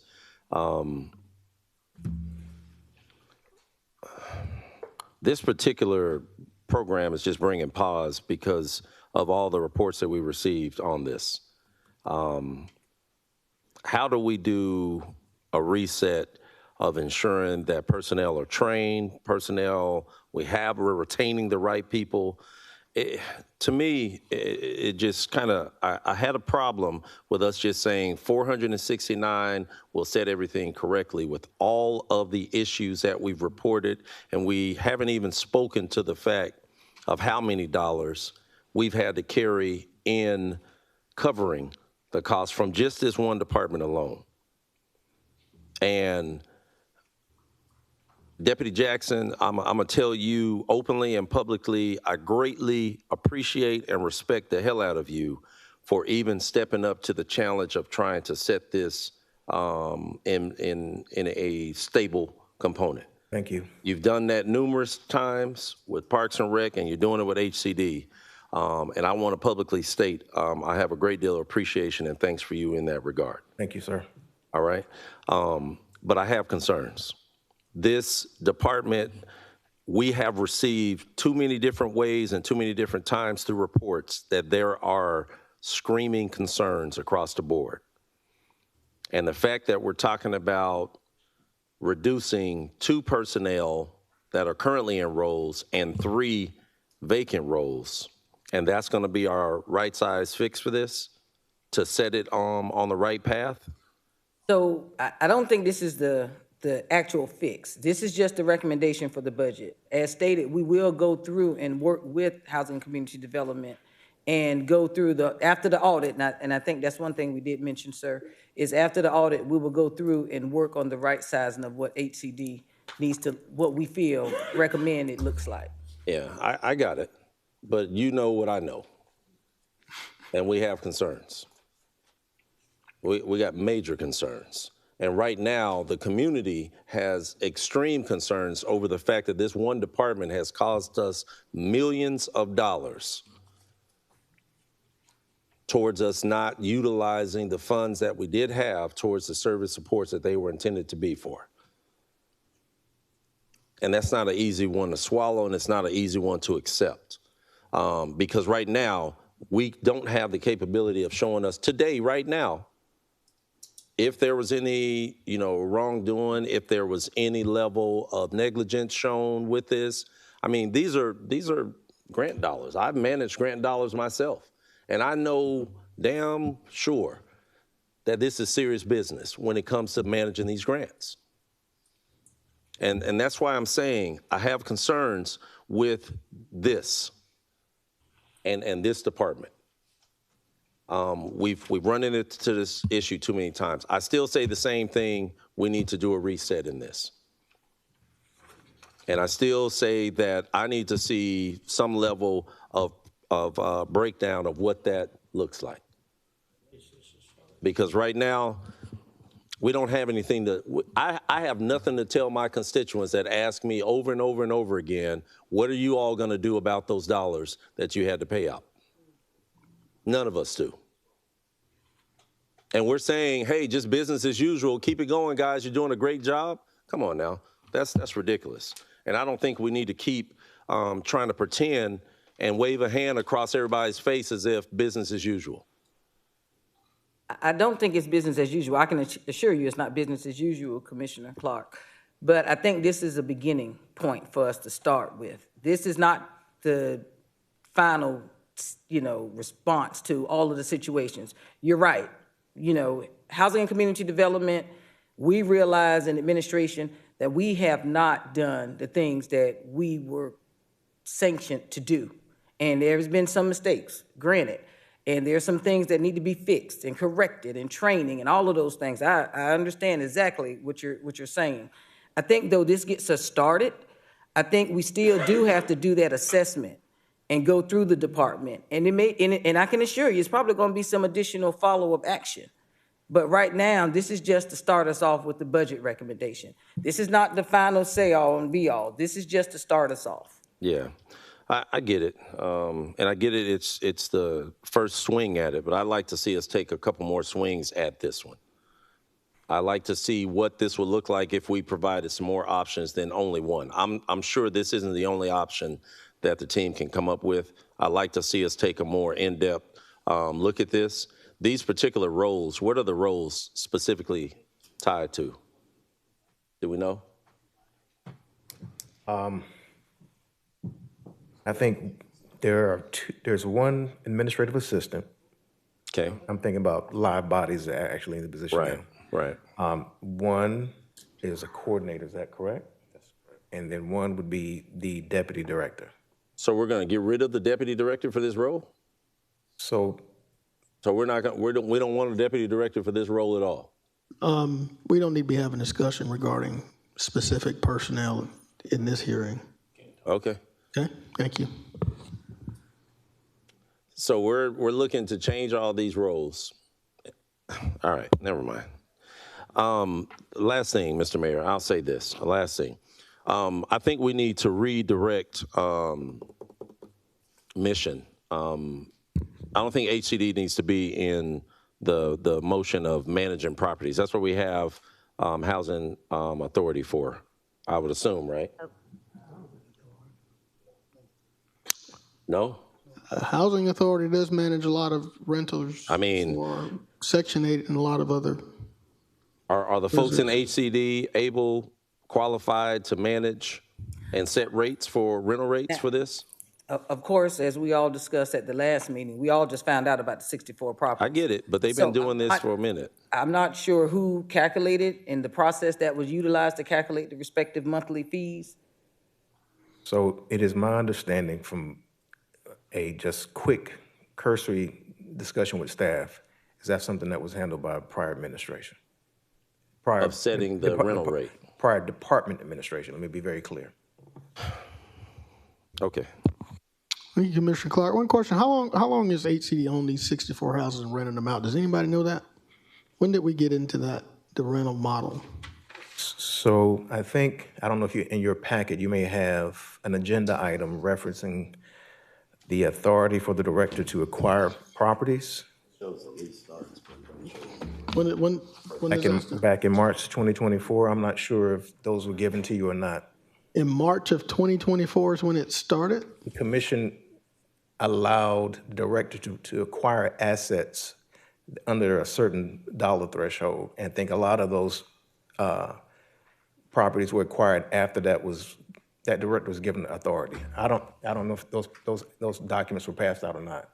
I'm not sure, but. So since 2024, we acquired 64 properties? No. Some of those properties, from what I understand, were acquired before, because I think Ms. Corley stated 12 properties initially years ago. So I'm not sure during what time span that the remaining properties were actually purchased. Well, I think if you look at the second to the far right column, I think it says date of purchase. New construction rehab. So some of them, yes, date back to the 2018 and so forth, but that column shows you when those properties were purchased or constructed. Purchased or constructed, all right, got you. All right, thank you. All right, Chair recognizes Commissioner from the 9th, Commissioner Francine Scott. Thank you, Mayor Johnson. First, before I say we go with consensus on what's proposed here, I think we mix in apples with oranges. This is just the budget. We are coming back, and I think to do a right size and make sure we are having the right employees in the right places and with the skill sets. And if anyone else that we decide to keep, or whoever the administration is, that they would keep that person and make sure they are in the right places. I understand your heartburn, but I think 214 rental units is causing some problems. I think 164, and then the 150 that we have, whatever the total amount of rental property is. But for the sake of the budget reduction and trying to balance this budget, I think we should, I'm asking for consensus to go with what that's proposed here and come back with the right sizing and not wait until March to say we're doing some right sizing, because I think by that time we should have the results from the audits to move forward. All right, thank you, Commissioner from the 9th. There's been a call for consensus, and I don't want to necessarily heard a third, but I did hear somebody affirm it by show of hands, show of consensus to move this proposed HCD reductions by our administrator. Show of hands, please. 1, 2, 3, 4. It is consented. Madam Administrator, let's move on to the next item. Yes, sir. The next item is our Correctional Institute. We originally asked the department to model a $1 million reduction. Warden Joseph proposed eliminating 7 positions, 5 of which are currently vacant. He believes these changes can be made while safely maintaining the current inmate count. Since some of these duties would have to be reassigned to other staff, he has requested that we include a 5% increase for the 2 positions that will be taking on the additional work. In addition, as we discussed, we revised the revenue estimate to include the full projected revenue for 220 inmates. That still allows some room for population fluctuations throughout the year, but is more in keeping with what we realistically expect, since we are not planning to partially reduce the inmate count. That change adds $309,000 to our revenue projection, bringing the total deficit reduction to $682,650. Commissioner Pulliam also asked for some long-term projections about RCCI overall. So Commissioner Pulliam asked us to extend our previous total RCCI cost estimates out over time. With many disclaimers about the estimates needed, this slide shows a projected cost over 10 years of maintaining the RCCI current model rather than bringing it in-house or contracting it out. As you can see, the projected cost of in-house staff is about $1.5 million more over this period on an operating basis. But with the cost of the RCCI new facility, it could be significantly cheaper. Again, we will look at options for reducing the new facility costs, which Warden has not yet been able to cost out. But you can see the order of magnitude here. For contractors, again, we have discussed that we need to gather more current bid data. We think contractors would ultimately be somewhat cheaper over this 10-year period. I know these long-term considerations will need to continue as we discuss SPLOST 9.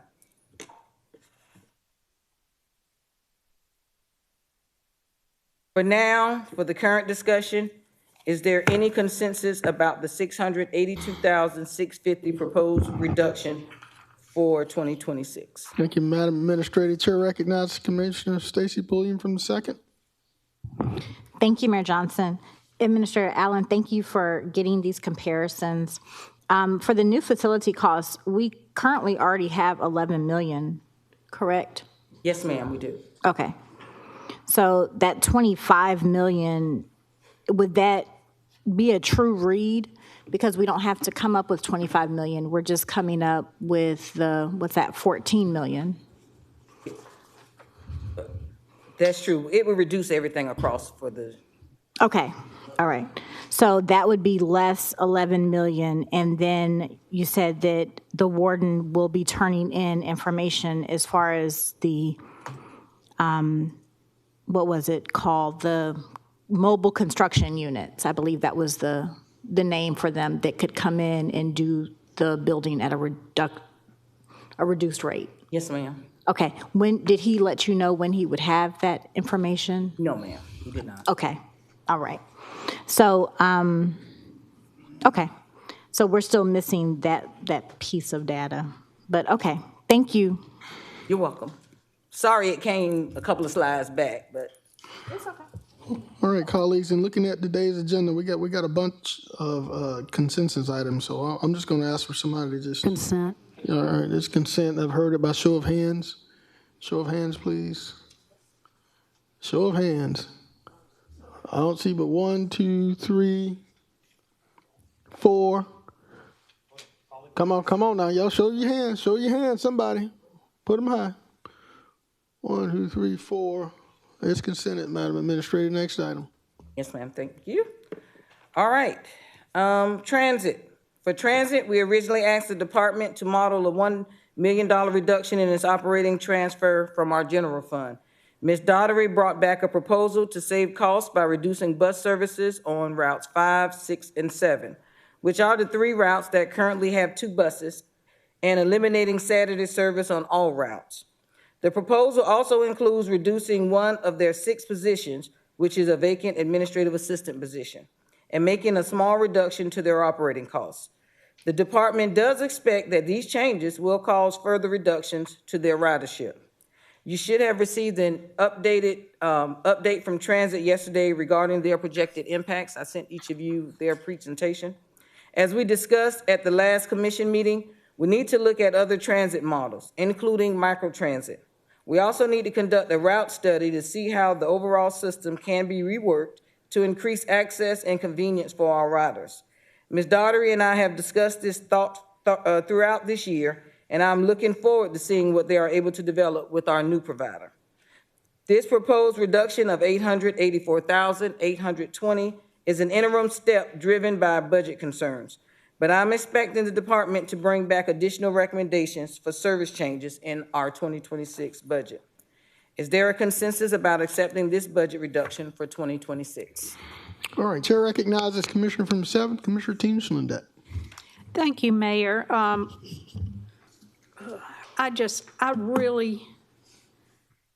really hate to see that Saturday service go, and I'm just going to leave it at that. I really do. I think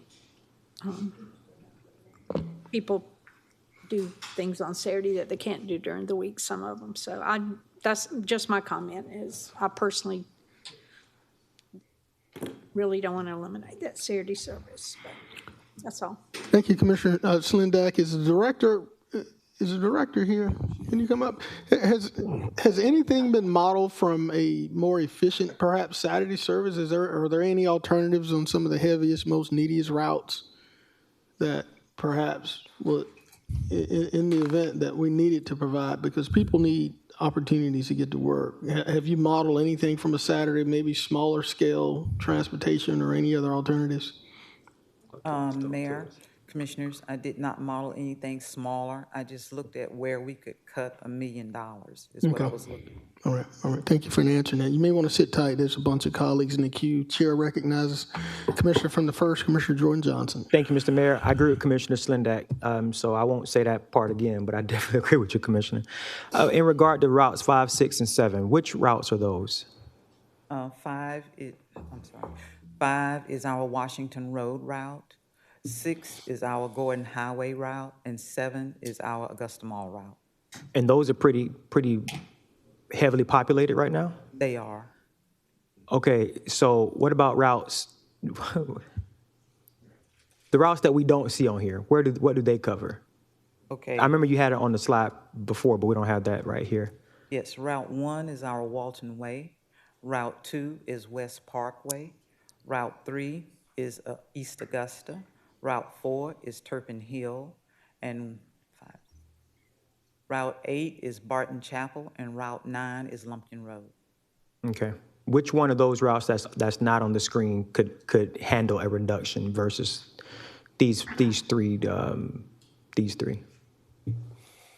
In my opinion, our Route 2 is our lowest ridership in 2024, and we're going on 2024 numbers. 2024, there was 14,000 ridership. 14,000. And which one is Route 2 again? Route 2, that is West Parkway. West Parkway. And if we took, let's say, the Washington Road or the mall off of here and put Route 2 on, does that have a difference in how much money we're going to recoup, or is it the same? It wouldn't be the same, but it would lower it. It would lower it from that 884? I got you. Yeah, I just have some real, if we have 3 routes that are heavily populated, Washington Road, the mall, and Gordon Highway. Yes. I mean, in Gordon Highway, what does that route primarily service? Because it doesn't go deep into South Augusta, correct? How far does that Gordon Highway route service us? It goes to Gordon Highway to meet up with our Route 9 service and with our Route 8 coming into there to pick up the ridership. Okay, yeah, I know Washington Road and the mall. Down. Yeah. Oh, and it comes downtown. Oh, I mean, those are 3 routes that are critical to the city. I'm just trying to do what I was asked to do. If you ask my opinion, don't cut anything. But I realize that's not realistic. So I brought back what I was asked to do. So. Okay, let me ask you this. And I'm not fussing at you. I'm just all right. With the loss of these 3 routes, would those folks who typically ride these routes be able to be picked up on another route? Could they get picked up with the other buses? Or would we just lose these 3 routes altogether? Okay, and let me kind of correct you there. You Help me would understand. lose the route, you would just lose the additional bus when we're talking about those 3 routes, 5, 6, and 7. So there are 2 buses on these routes? Yes. Okay. So it would go down to just 1 bus. So what would happen is the people that ride that second bus would now have to ride that first bus. That would be out there all day long because it's like a split that we do, but then they would have to wait for that first bus. So that's going to extend wait times. So, okay, so it just make your wait times longer. Okay, and what is the wait time now with 2 buses? The time now, right now, is 40 minutes. All right, how many buses are on the Washington Road, West Parkway, and the Barton Chapel routes? Okay, West Parkway just has 1. Okay, Okay. Barton Chapel has 1. Lumpkin Road has 1. Walton Way has 1. okay. Those are the only 3 routes, 5, 6, and 7, that has 2 vehicles on it. Could we cut 1 bus from Route 2 and add it to like one of these to keep the wait times? Okay, if we cut from Route 2, you're cutting route period. Okay, that's right, because I got you, okay. All right. Yeah, I still have the same concern. Yeah, longer wait times is tough to sell to the public, but I digress. From 40 minutes to 80 minutes. 40 minutes to 80. Because 80 minutes. Oh, okay, I thought it said 8 minutes. I was going to say, oh, I didn't hear the 80 part. Okay. I thought we had a little glimpse of hope there for a second. No, I wish. Okay, thank you. Thank you, Commissioner. Chair recognizes Commissioner from the 4th, Commissioner Lonnie Wimberly. Thank you, Mr. Mayor. So the wait time between the route with 2 buses go from 40 minutes 80 to minutes. 80 minutes. And Miss it. and then we'll lose all Saturday service. Yes, sir. And so you're saying that your only goal was to match what you was asked, and that was 1 million. So no consideration was taken in to the riders of your bus. I won't say there was no consideration for the ridership, because when you're trying to do some changes to your ridership, you look at what you have sometimes with the least riders and simple it down. If you have a route that has 15 riders and you have a route that has 4 riders, which one are you cutting? Because you're affecting both. It's no different. You're going to affect both. Because those 4 riders that are riding that bus have a purpose, and they're going to a job, they're going to doctor's appointments, they're going to get their groceries, what have you.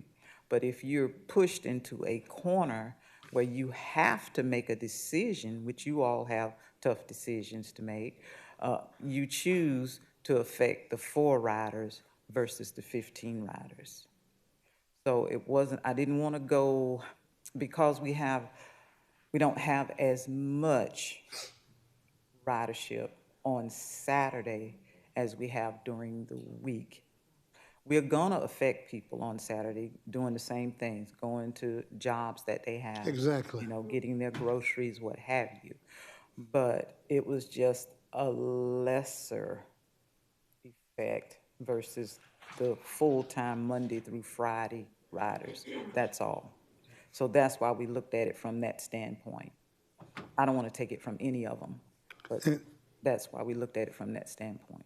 And I know we're here talking about the budget and not talking about a program now, but when I think that that has to be taken in consideration when we try to get a consensus on what we're going to be doing here, because if we raise our hand, we can call somebody a job because they can't get to it.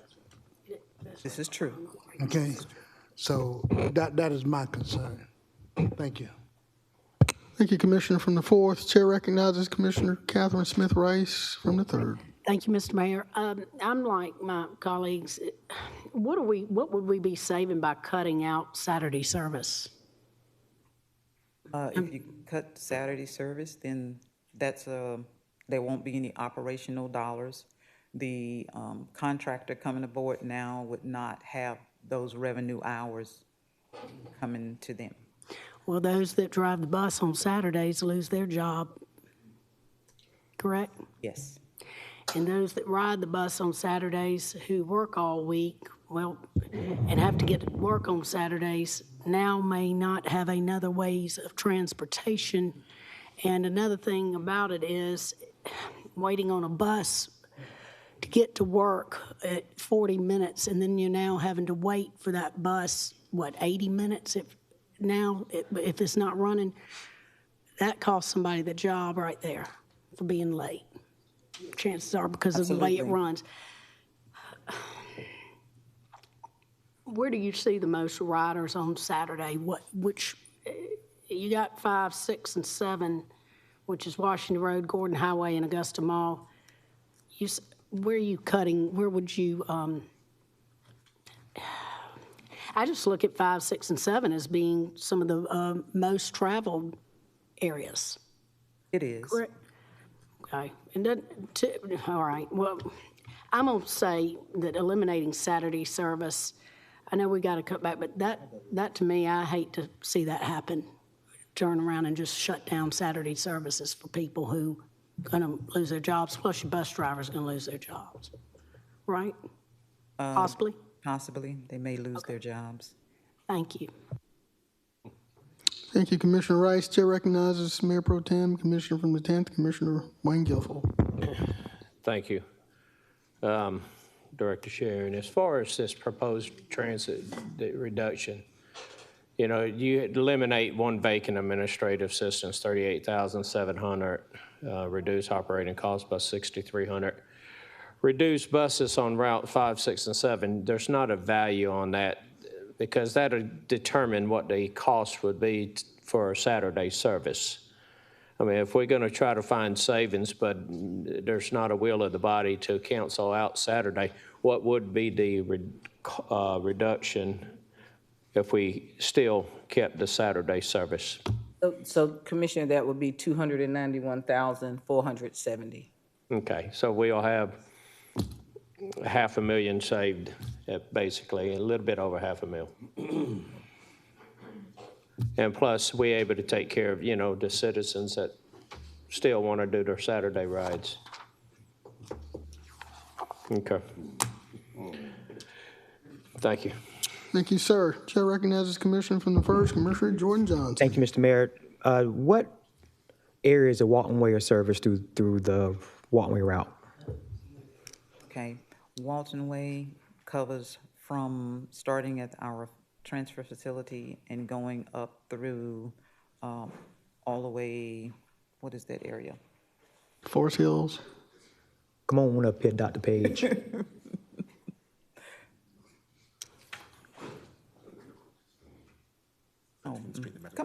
Come on, talk to. I'm sorry, Mr. Mayor.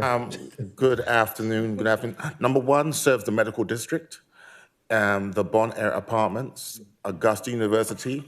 It also serves the food line on Walton Way, and it connects with the university housing on Damascus Road. Many people are using route number 1 to get to the food line. And if you look on the presentation, Route 5 is our busiest route on Saturdays because it's the only bus that goes to the Kroger on Washington Road. That's the only Kroger that we have in Richmond County on Washington Road, Alexander Drive. That's why number 5 has the highest Saturday ridership. Route 7 goes to the mall and connects Payne College and Wrightsboro Road. And Route 6, when we say the Gordon Highway transfer point, we mean where the old Kmart used to be. So Route 6 serves Payne College. It serves 15th Street, a number of high, low-income housing in near MLK. Route 4, our Turpin Hill route, serves the James Van Arena, Master's Table, and MLK, and the Dogwood Terrace. So all of our buses do serve important communities. And as Director Daughtry said, we were given a task to cut our budget by $1 million. And that's what she has tried to do. But eliminating Saturday service, people will lose their jobs because if there's no bus on Saturday, you just can't get to work. Many of our riders cannot afford to use Uber to and from to get to work. It's not sustainable. Also, on Saturday, we have a lot of people who are working Monday to Friday, and they use Saturday to do their grocery shopping and other appointments. So if Saturday service is cut, then they're stuck, you see. So we are trying to do the best we can. Route 8 starts at the Gordon Highway transfer point where the U-Haul is at Deansbridge Road and Gordon Highway, and goes to Barton Chapel, connects the Deansbridge Walmart. The majority of our supermarkets in Richmond County do have a bus service, but some of them don't.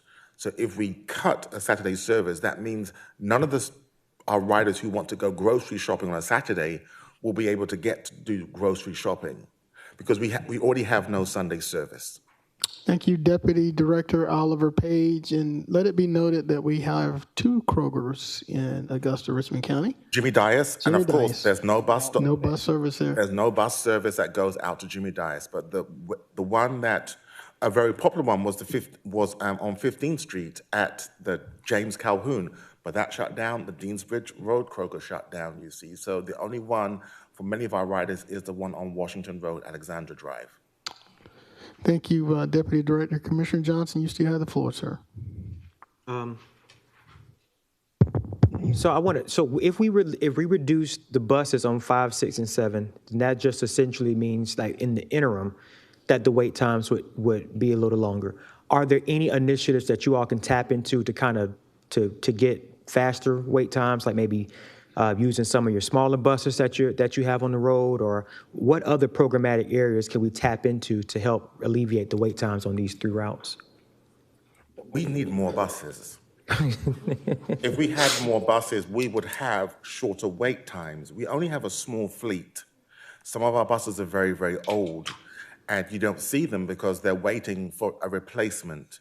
We don't want to put a bus on the road that breaks down, because then that causes another problem. We have a small fleet. To reduce our waiting time, we need more buses. All right. Thank you, Mr. Mayor. Thank you. Thank you. Director, all right, we got one more question. Mayor Pro Tem, Wayne Gifford. You talk about needing more buses. We got low ridership. Why don't we buy the smaller vans instead of having these big buses, 50, 60 passenger buses, and buy a 18 passenger bus or a van? Passenger. 32. Right. Yeah. We have 35-foot and 40-foot buses. Right. And they hold 32 to 36 passengers. Okay, but we got low ridership. Why don't we fit the vehicle to the ridership? And plus, as far as the maintenance, it's a lot cheaper to take care of a vehicle than a bus, a van than a bus. I mean. And I understand where you're coming from with that. And those are conversations that we're going to have with our new provider. They came before you last time I was here, and they start in January. They're there now getting all the employees and everything hired. They have vast knowledge on running a service, and I've been impressed with them thus far as what they have brought to the table. So I think a conversation with them, because they will provide all of the drivers and everything for those vehicles, so we can get with them, sit down and make a plan to reduce the size of the buses, because that's who we also want to talk to about doing the micro transit, because they have years of experience in doing it. Oh, absolutely. My biggest fear factor with the transit right now is when the electric buses outlives themselves. What are we going to do with them? Or even to maintain them. We don't have anybody qualified to work on them. We do. Okay. The electric buses come with training, and we followed the money. There's more money for the purchase of larger buses, especially federal funds to purchase larger buses, than there are for the purchase of smaller buses. Right, but does the larger buses outweigh the cost and the usage? The electric buses over their life cycle are a lot cheaper to maintain. But the shelf life of them is very limited because the battery life, would that be correct? We haven't reached that point yet. Right now, it's anticipated that the batteries in our buses that we have should last at least 10 years before they need to be replaced. And if you're looking at, we have some basic data. Right now, our buses are surpassing the miles per gallon with the electric bus than our diesel buses. We're getting data every day. So we try to follow the money. There's more money for the purchase of bigger buses, federal funds. 90% of the cost of the electric bus was from a federal grant. If we were to get a smaller bus, it could be 50 to 80%. And there weren't many competitive grants to buy smaller buses. That's why we purchased larger buses. And we're hoping with larger buses increasing frequency, more people will start riding the buses. Also, our buses take wheelchairs. It's a lot easier to fit 2 wheelchairs in a larger bus than it is to fit a wheelchair in a vehicle. Because we cannot disenfranchise people who have a disability from getting from A to B. That's why many people are using the transit service and need to use the transit service because it's the only way that they can get around affordably. Absolutely. I wouldn't suggest anything as far as anybody with a disability, but you even have churches with the small vans that has handicap accessibility, no different than other entities, your hospitals, your medical, your senior citizens centers. They don't drive around in buses. I'm just saying you fit the vehicle to the ridership. But we're catering for the whole county. A church is just catering for its own church congregation. And that's one of the reasons why transit agencies invest in larger vehicles, because the catchment area is far bigger than a church or a young people's group. All right, thank you, Mayor Pro Tem. Chair recognizes Commissioner Francine Scott from the 9th. Thank you, Mayor Johnson. Just a comment, and thank you for what you was asked to do. But not only do we have to worry about people that's going to work and to medical appointment, but we also have just as impacted people that have to get to probation and report in to where they're going.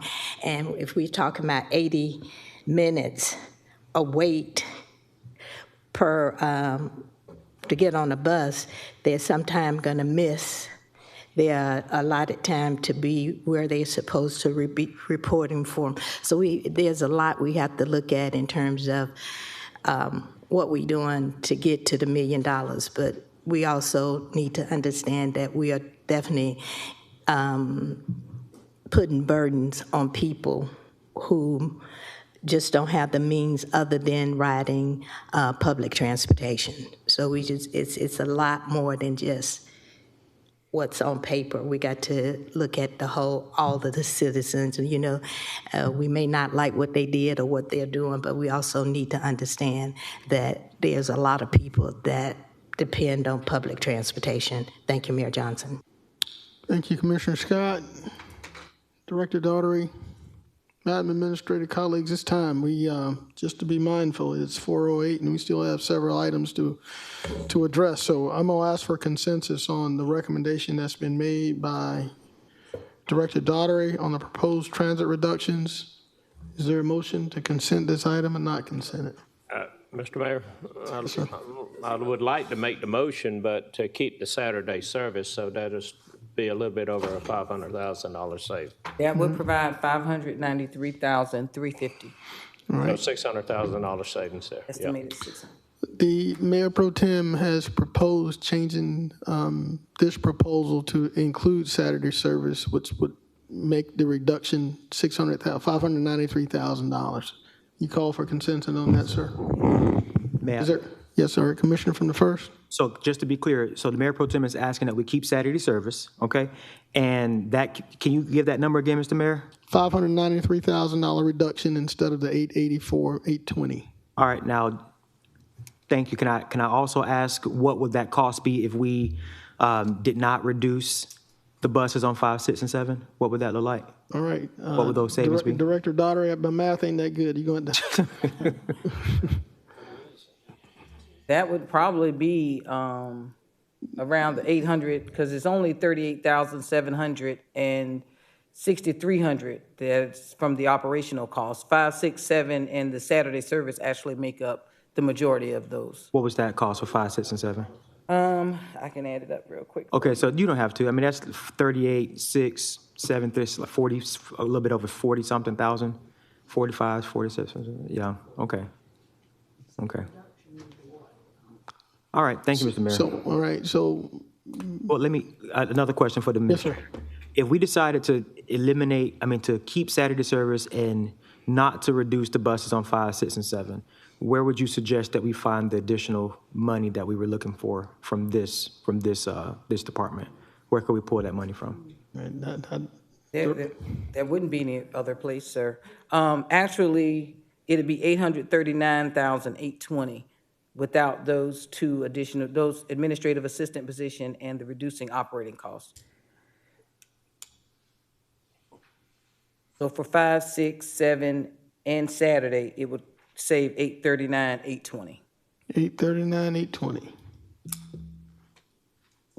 Okay. All right, thank you.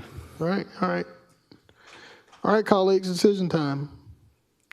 Mayor Pro Tem has said include the Saturday service of $593,000 or add the routes 5, 6, and 7, and what are we going to do? Eliminate a couple more vacant positions that takes us back to 839? Are those the choices, Madam Administrator? No, I think the option is keeping Saturday service. Keeping Saturday service of $593,000. Is there a second to that? We don't need a second. We just need a consensus. All right, let's.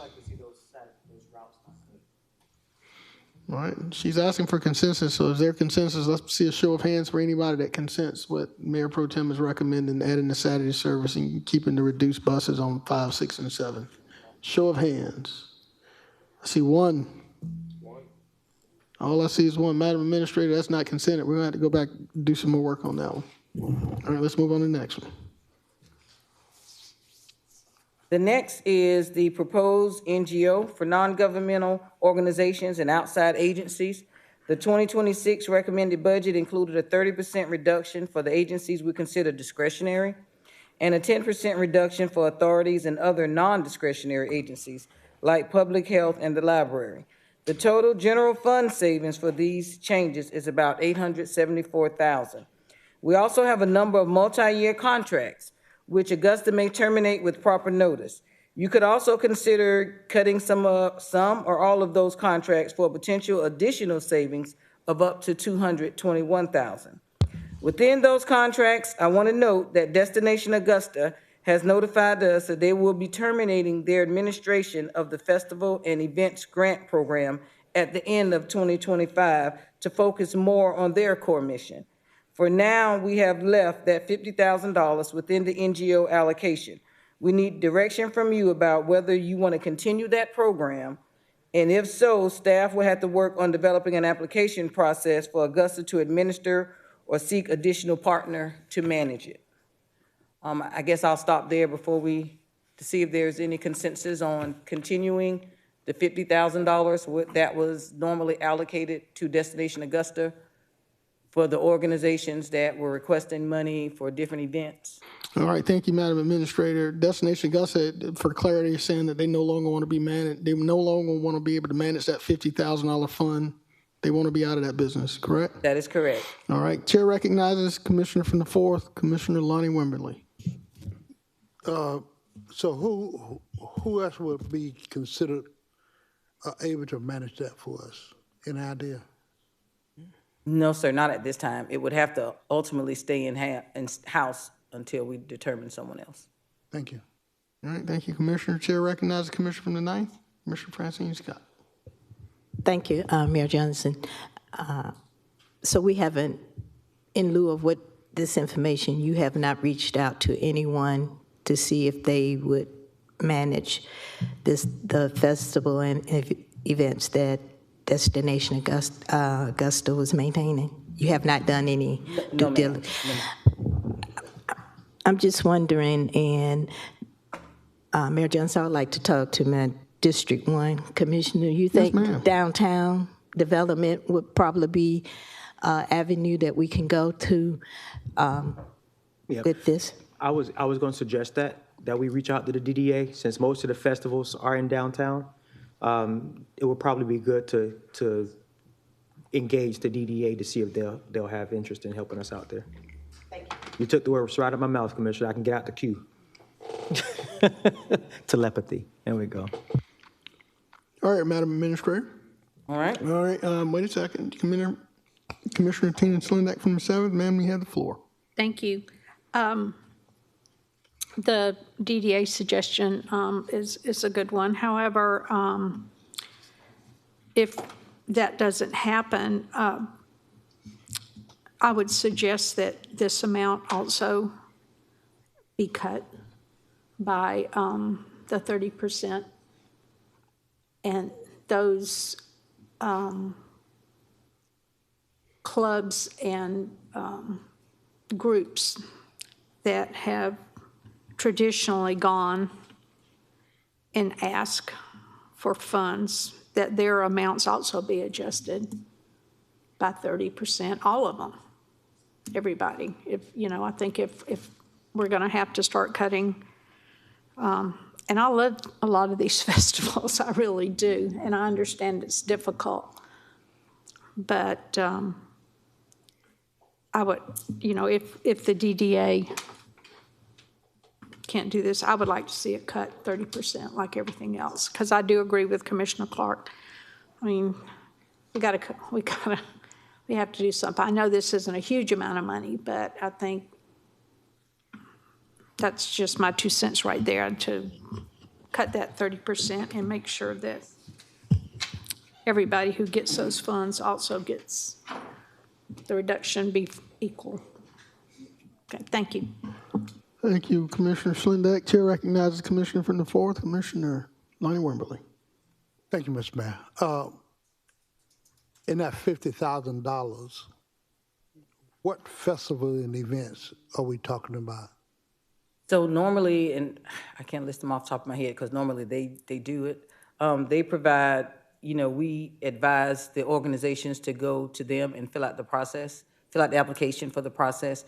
And they, based on funding available, they would actually allocate that if they meet the criteria. So they actually had a whole operation set up to provide the funding to them. We would just give them the $50,000. And so basically, they were just doing the administration portion. Yes, sir. Thank you. Yeah, and it funds events like the Augusta Pride, civil parades, a lot of other downtown-related activities. All right, so I heard that there was a recommendation to have the administrator reach out to the Downtown Development Authority. I guess, Madam Administrator, you need a consensus on that from this body to move forward with show of hands consensus of having a discussion with the Downtown Development Authority.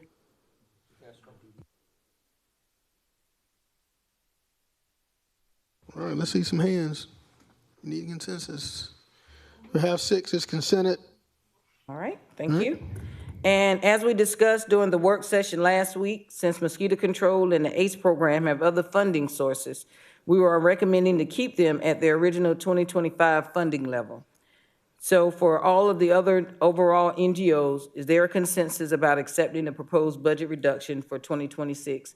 As you can see, the general fund savings would be $873,940. All right. Come on, somebody give it to me. Is there a consensus for this? Commissioner Lonnie Wimberly from the 4th. Not yet for a consensus. On this mosquito control, I just got a question because that was my understanding. The idea was to try to cut that. No, we incorporated with the environmental services fee, but there's another portion that's paid through. Madam Administrator, can you explain that? There's another portion of mosquito control that's paid for through our agreement with the Department of Public Health, which is considered. Yes, sir. Yeah, I'm aware of that. But what was it we was talking about cutting? So we do. We have 2. Mosquito control comes from our stormwater fees. And then the other one that we were looking at, the 200 or so thousand, 240,000, would have come from the environmental services fees surplus.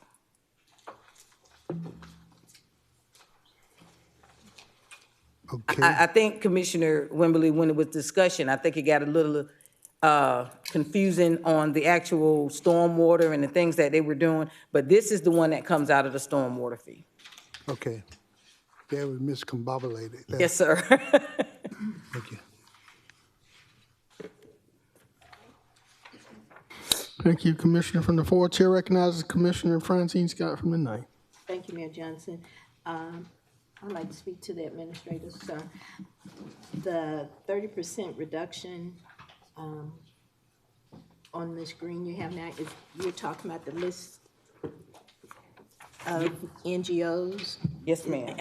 Do I have the right sheet? Yes, Oh, I'm ma'am. sorry. Yes, ma'am.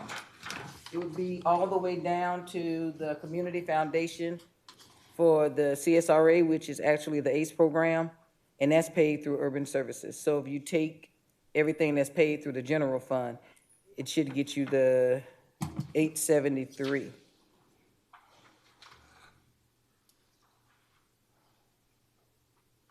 As well as the 10% cut that we have on the other items as well. So we just did 10% cut on some of the items that are general fund, and the two items that are urban services are, or stormwater, mosquito control and stormwater, is the ACE program and mosquito control. So they do not affect the general fund, I guess is what I'm saying. So we, like, child enrichment, What is that? Child enrichment would be the 30%.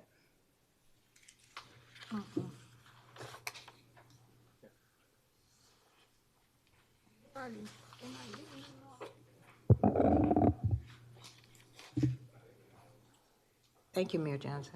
Thank you, Commissioner. Chair recognizes Mayor Pro Tem Wayne Guilfoyle. Thank you, Mr. Mayor. Can I talk to the administrator? Madam Administrator, the Augusta Museum of History is actually, I believe it's Augusta Richmond County owns it, partial owner? We do own the actual building, Right. but we also own the library building too. So, yeah. Really? Which library? All of them. Unbelievable. Okay. All right. Thank you. You're welcome. Thank you, Mayor Pro Tem. Chair recognizes Commissioner from the second, Commissioner Stacy Pulliam. I believe we need to dig a little bit deeper into, thank you, Mayor Johnson, for recognizing me. I believe we need to dig a little bit deeper into this discussion, one being the amounts for each NGO varies so much. So, and I'm not suggesting that any of them, I'm not looking to say this person should get cut, but this person shouldn't. That's not what I'm about to say. But what I am going to say is there's a significant difference in what each entity is receiving. And so my question is, which I'm sure, I'm not going to say that. My question is, they request a certain amount. Is that correct, Administrator Allen? Yes, ma'am. And then we decide whether or not we're going to approve that amount. So if ABC requests $150,000, but XYZ only requests $24,000, we may give the full amount to ABC, correct? And this is why okay, so as I'm looking at this paper, I'm gonna just read real numbers. Child enrichment was only receiving $24,390. But then there are other entities that are receiving upwards of 100,000 plus. That's a significant difference. And I'm not saying that all of the entities don't need what they requested. However, a cut in one looks totally different from a cut in another NGO. So getting some type of uniformity in this, and I had it on the agenda for last Tuesday, but we ran over a little bit, and I know this is not what this discussion is about, but it is related to it because I discussed a proposal for us being more detailed in our application process and the needs of each NGO. So I can't make a decision on this today because it's varying so much. And I need to know the impact, the real impact, even as child enrichment, because they did come before us. Again, I'm not singling them out, saying that they're the only ones that don't need a cut in the budget. However, when we learned about the services that they provide to the court system and that they are the only entity that can provide those services from, for youth to the courts, that conversation is different than the other entities.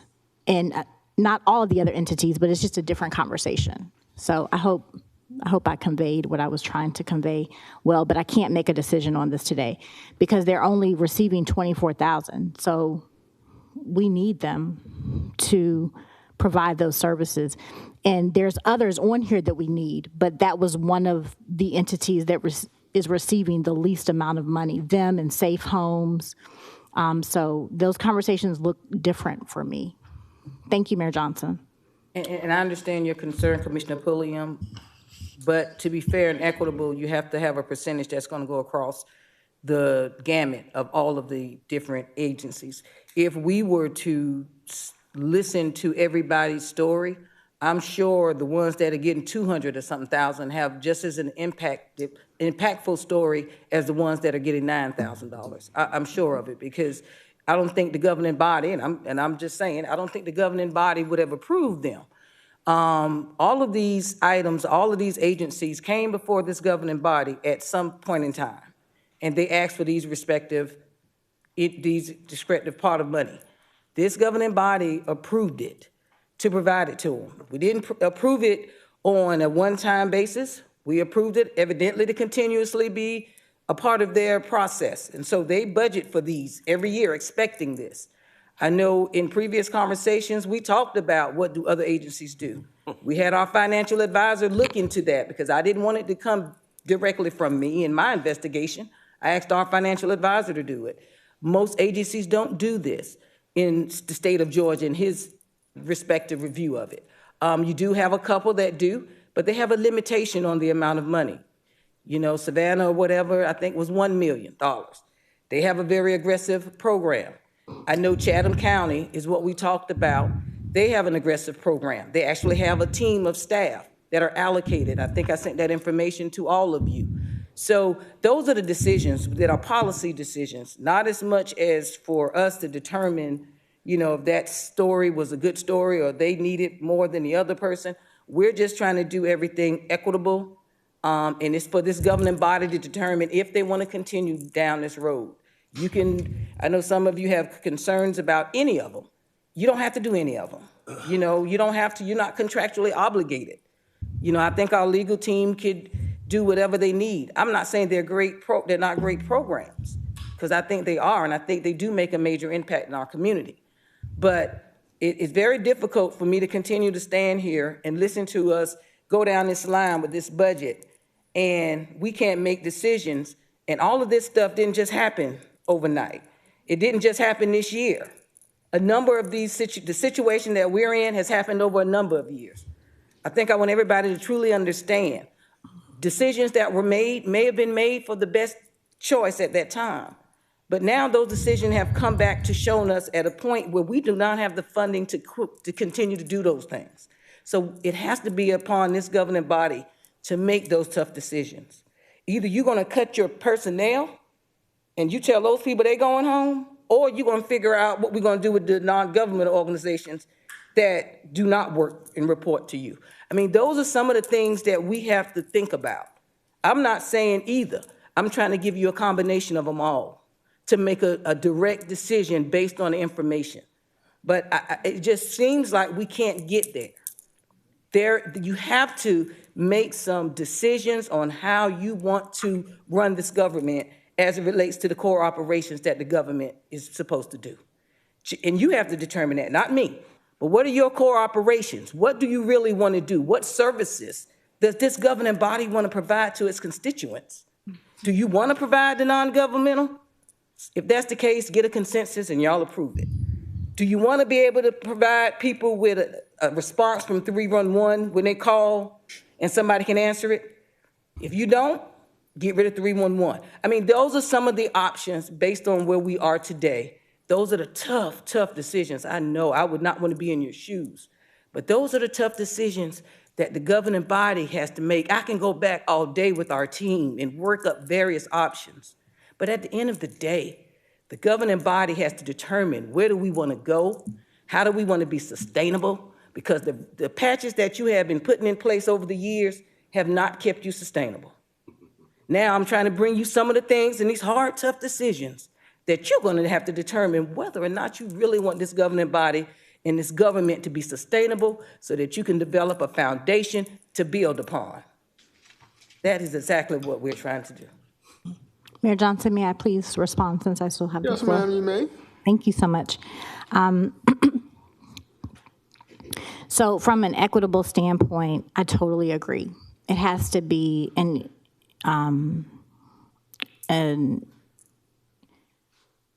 we can't single out one entity.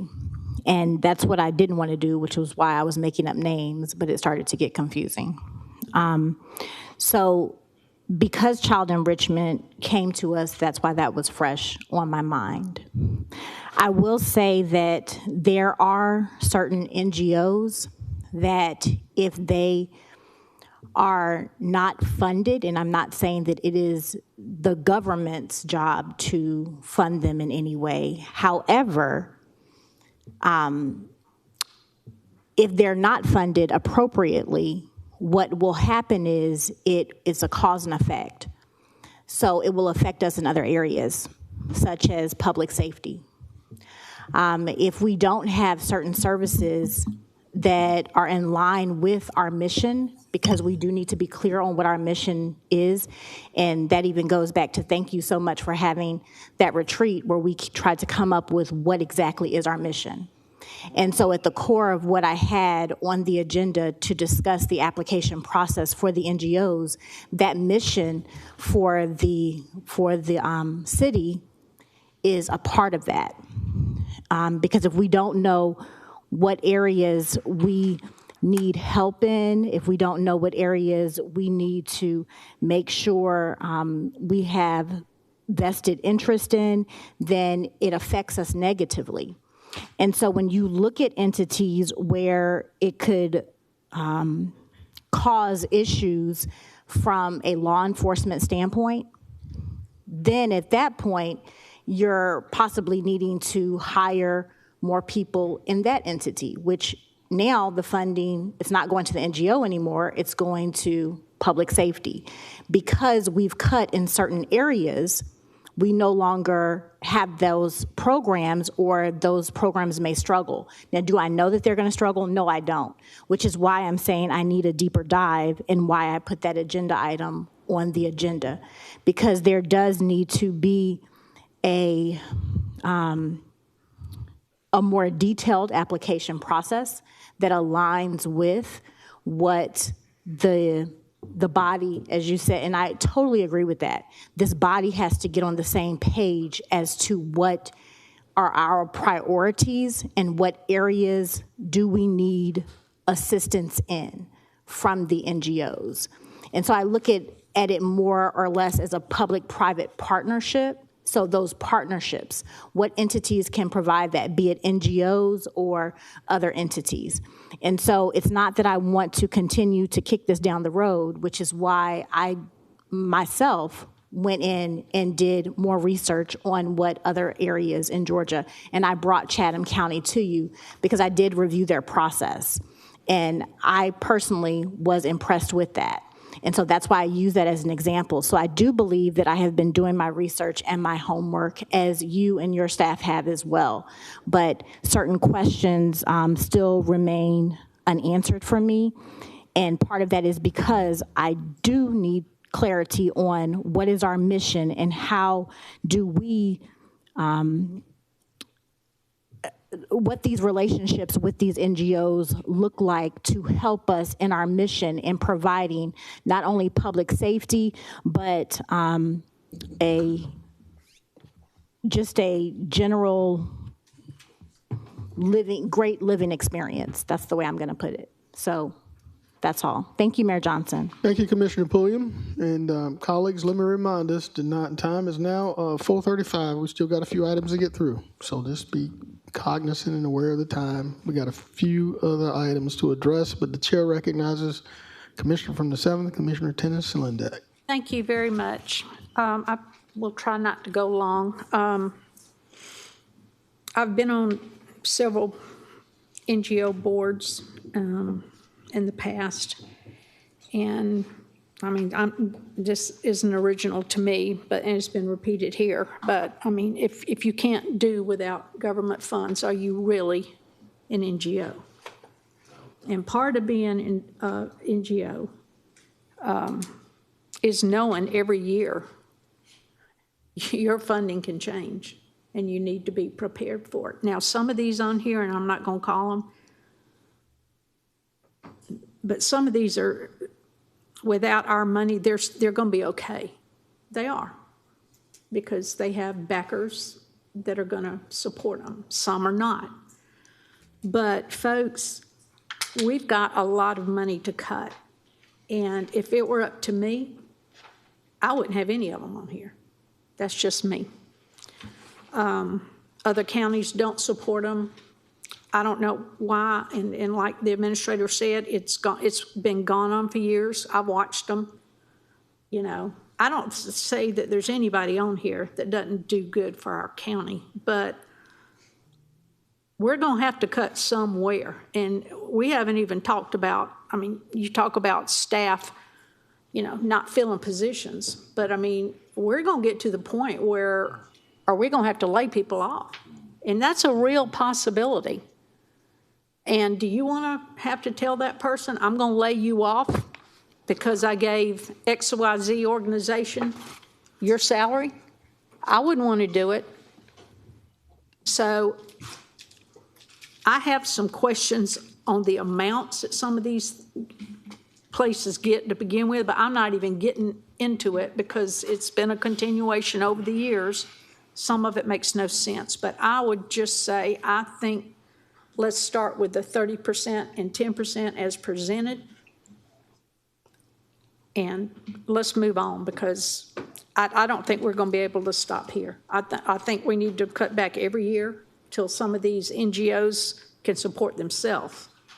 But right now, 30% is not going to run any of them out of business. It's not going to, I'm not going to say it's not going to impact their service, but they'll still be here. But we've got to do something, folks, because we're looking at a lot of money, and that's just what I'm going to say. I recommend that we take the 30% reduction and 10% reduction as the administrator has proposed. Thank you. Second. And I hear second to that. We got a couple of colleagues in the queue, and I would ask, again, for the sake of time, please be short before I call for consensus on this item. Commissioner from the 5th, Commissioner Don Clark. Thank you, Mr. Mayor. Hey, Madam Administrator, so I know we talked about it when I was in the back on a call. The museum, we found out, is co-owned by the city. Yes, sir. All right, so the library is co-owned by the city as well, correct? We own the buildings. We own the facilities. We own the facilities. Right, we own the facilities. Yes, all right, so the library is under the authority's funding section, right? Or the mandated funding, I'm sorry. They're under the mandated funding. Because we have now found out and come into realization that we own the museum and the Zekel House, I think those should go under the mandated section, not the discretionary funding section. And I say that because we own them, no different from the fact that we own the library as well.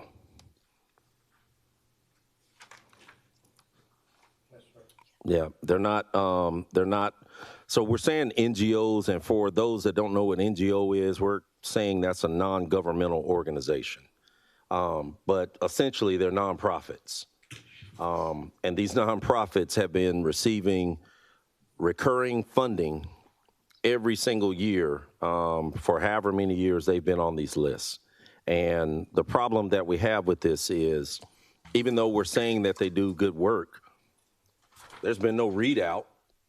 There's been no report of good work. There's been no ownership in stating what we're doing for the community. So we can all kind of guesstimate, you know, from a good feel standpoint. I've been on nonprofit boards for years. I understand the significance of it, but I also understand that you have to justify your funding, but you also have to look at this from a make sense standpoint. If my budget that I give to my designated charities, if there's been a change in my finances, guess what? I'm not going to be able to give what I normally give to them that year. But we're making this our problem, and we gotta get out of that business. So the only ask I have on this is, because if I'm with Commissioner Slindak, I would have probably asked for a deeper cut and continue going with this. Now, Destination Augusta, am I clear on hearing that they're asking to get out of the business of providing certain funding to nonprofits? The $50,000 that we provide to them, they are looking at their core mission. Okay, so they want to pull. All right, Commissioner, I'm just going to remind you, while you were out, we decided to try to shift that to the Downtown Development Authority. That was a consensus of this body. Thank you. All right, so my fault for not being here for that piece. So that's a moot point. But I still ask for the museum and the Ezekiel House to be put under the 10% cut line where the library is, due to the fact that we own it. Okay. All right. So, Madam Administrator, does that change our total any kind of way? I guess you. Yes, but we can just, it still go with the consensus of the 30% reduction for discretionary and 10%. It'll still be the same. We'll just be moving You got it. Yeah, so to go from the down to 30% cut to the 10% cut. Yes, sir. Yeah, but that still leaves us with the same stance that we need to try to generate some more savings on this one, though, right? If that's what the governing body wants to do, I mean, it's open as it relates to the percentage that the governing body wants to reduce it. Okay. All right. Thank you, Commissioner Clark. Commissioner Jordan Johnson, then Commissioner Francine Scott. I'm going to call for consensus on this. Commissioner Johnson. Thank you, Mr. Mayor. Madam Administrator, with the Recreation Special Events 24,500, is this the same money as the Destination Augusta money? I'm sorry, which one? Recreation Special Events 24,500, helping with special events such as St. Patrick's, Augusta Pride, Oktoberfest, allocated in recreation budget to assist local entities with special events. No, sir, it's not. What's the difference between the two? Tim, do you know the perspective? I mean, they serve the same purpose. I want to know what the difference between the two are. That's a valid question. Thank you. Good afternoon. It is a good question. Those are just funds that have been in this recreation budget traditionally for support of special events. They're basically two different pots of money for the same purpose, but I don't believe events double dip between them. They apply for one or the other. Okay. But we don't have a formal funding process in the recreation amounts. Okay, because I know with the $50,000, so for instance, St. Patrick's, Augusta Pride, we sent them to Destination Augusta to receive money out of that $50,000 last year. So I guess my question, it goes back to the question of these deep dives, which seems to be a hot topic or a touchy point. There are some allocations here that are just absolutely unclear, and the only thing that we're asking is for the folks who are responsible for handling the day-to-day operations of the city is to give us a clear vision or clear understanding as to where this money goes. Case in point, what I mean by that. Destination Augusta receives $50,000 from us. Do they have a list of the entities that receive funding? Yes, they do. Okay. They did provide that in that report. It would be helpful for us to have that information. I emailed that to everyone yesterday. You have one, well, we have a work session today. It would be helpful to see it. We have 1, 2, 3 entities that provide health care.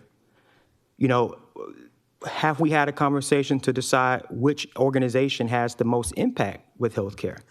I think these are the conversations that we're asking. When organizations receive these dollars, they're required to have an audit. They're required to also provide metrics as to what they did with the funding. What entity receives those reports on behalf of these organizations? So that was started with my administration. No, ma'am. That we asked for the KPIs. No, ma'am. And I'm not I know that it happened under this administration, but I know specifically when we gave to the Band of Brothers, they were required to provide a report. They were also were required to have an audit. I apologize. I'm talking about when the NGOs applied for this year's funding. That's what I'm referring to. But even before then, NGOs were required to give reports as to what they've been using the money for as a part of their agreements. So I want to know who's responsible for receiving those reports. That information goes to our finance department. Am I correct, Tim? You received that Okay, information? Tim, do you have that information? Do they provide that information to your staff? Okay, so again, this is what I'm getting at. We can make determinations on how funding is distributed if we had a better understanding as to how these funds are being used. I don't know what the impact of the American Red Cross is because it's only $14,000. I don't know what that impact is, but if they give a report as to what that impact is, then we can make a better decision. I mean, I don't think that anybody would say, let's just cut the Red Cross because we know how valuable it is. Can I say something? We provided all of this information after I finish my statement. books. After I finish my statement. I wasn't finished. What I'm saying is that at the end of the day here is that we know that we have NGOs that are requesting funding, and it is a lot of money that they're requesting. But I think that it's not unfair for us to request to have a better understanding as to what this money goes towards. Like, for instance, I see like the land bank. There's a cut there, but it says it's being used for administrative salaries. Does that mean that they're going to have some reductions in their workforce? Like, those are some of the questions that I think, at least I'm looking for a response to. And I don't disagree that, we need to tighten the belt up on here. I agree we need to tighten the belt up on the nonprofits. But, again, like 10% or 30% one place means something different from someplace else. And this funding is absolutely critical. It's critical to a lot of what we do. Arts in the Heart. How does this impact what happens down at Arts in the Heart? We don't know because we're not receiving that information. So that's what I'm requesting before we make a decision to just cut based off of a projected number. I would like it to be a little bit more pointed as to where we're going.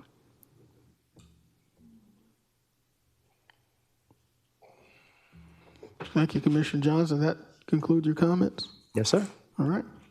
My response back to that is this administrative team has been providing all the respective information we possibly have at hand. We provided a book with all the NGOs in it, with all their agreements in it, and everything that they provided to us. So we have not kept any information from this governing body to render a decision. The decision that needs to be made is a policy decision on how you want to proceed with the respective funds that are allocated for these non-governmental entities. They have provided their respective information. We will have Tim provide that to you as well, but that information has been provided. We provided that weeks ago when we first initially started talking about non-governmental organizations. Please understand that we don't take anything that we do lightly. We stayed here till late last night making sure we had all this information. And we continue to do that. We're very passionate about what we do because we want to see Augusta move forward in a positive direction. And I want to make sure that whatever we give you is going to be something that's going to show you and demonstrate to you the impact of the information we're bringing you. So we've brought this information, sir. This information has been provided. But to say that we're going to ask you to make decisions without all the information is not true. Well, I didn't say that was true. I know, but that's what I take it as. Well, let me help you take it as to what it actually meant. When we received that book with all the information that you gave us, it did not have a recommendation from the administration on if this entity should be funded or how much the entity should be funded. So since we're talking about grant organizations and how grants work, even in that vein, any foundation can look at an application and determine how much they want to give and why they give it. Even if they're cutting, they say why and they say where, and it's very pointed. So the only thing that I'm asking, I am not saying that y'all not doing your work, and I've never said that y'all didn't do work. What I am saying is we can't expect to be making a decision on how to cut money from the Augusta Museum of History if we don't know how that's going to impact the Augusta Museum of History. No different than how we asked how is HCD cuts going to impact housing and other things. And we said that it was just, just a goal. I mean, I get what you're saying, but I don't think that it's clicking that we're asking that. Well, I'm not saying we're, because there's 11 of us up here. What I want to know is how does these numbers impact the operations that we deem to be important? And if there are 3 groups doing medical care, let's determine which group get the medical services. If there's 3 groups doing there's 2 groups on this list that does special events. Let's figure that part out. I mean, we're smirking, and you're looking at me smirking. I'm but just listening to you well, I steadily understand, going but on. I'm going to keep going on until my thought has gotten across, until my point is finished. Because again, it is our problem because our constituents are the ones out here who don't have the ability to go to the hospital and get seen.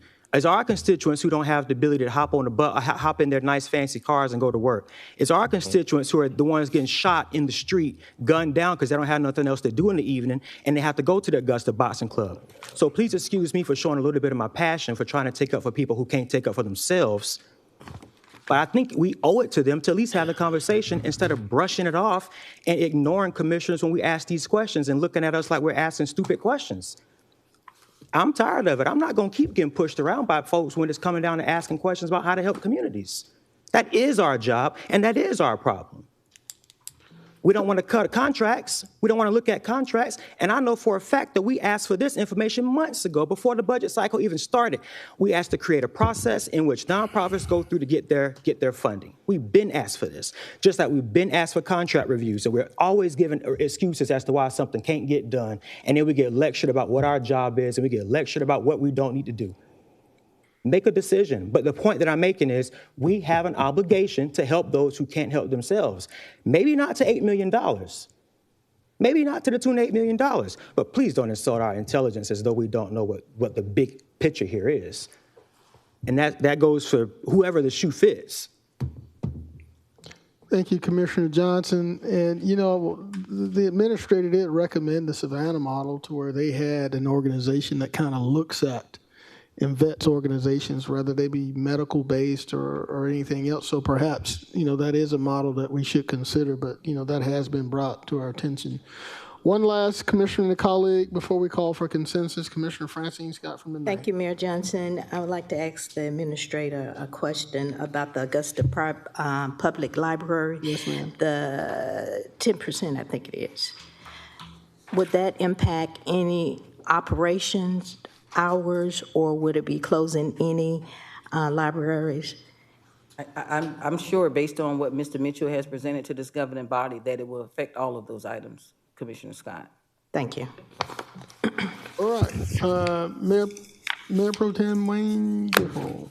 Thank you, Mr. Mayor. Mr. Mayor, I'd just like to point out, you know, we've been doing this budget for a little bit of time now. We actually had the library, the museum been coming before, so it's no hidden factor that we are looking at these NGOs.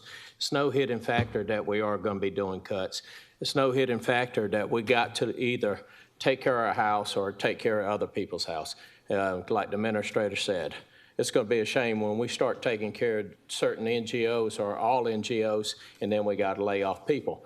There's going to be there's got to be something to give, so.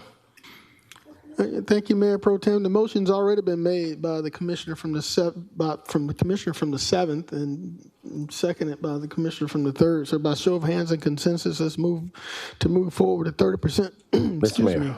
Yes, sir, Commissioner Clark. Does that include moving the museum to the mandated? Yes, it does. Okay. It does Thank include moving the museum. Thank you. So show of hands for consensus on a 30% reduction in discretionary agencies, 10% reduction in authorities and other agencies. Right now, that number is $873,940. Show of hands for consensus. I need to see the hands. 3, it does not have a consensus, Madam Clerk. So that item is not consented. You got to go back and keep working. Okay. Let's move on to the next one. I think Ms. Bonner was looking for a minute, Madam Clerk. All right, the next item one to remind you of was that we asked all general fund and law enforcement departments to cut 3% of their budget. Many departments did comply with that request as listed here. We also had a few departments that stated they were unable to make the full 3% cut and provided either no cut or even a partial cut. We provided you with all of that detailed information on last week as well. I wanted to take some time to ask if you had any questions about specific items from the list or direction about the overall cut level.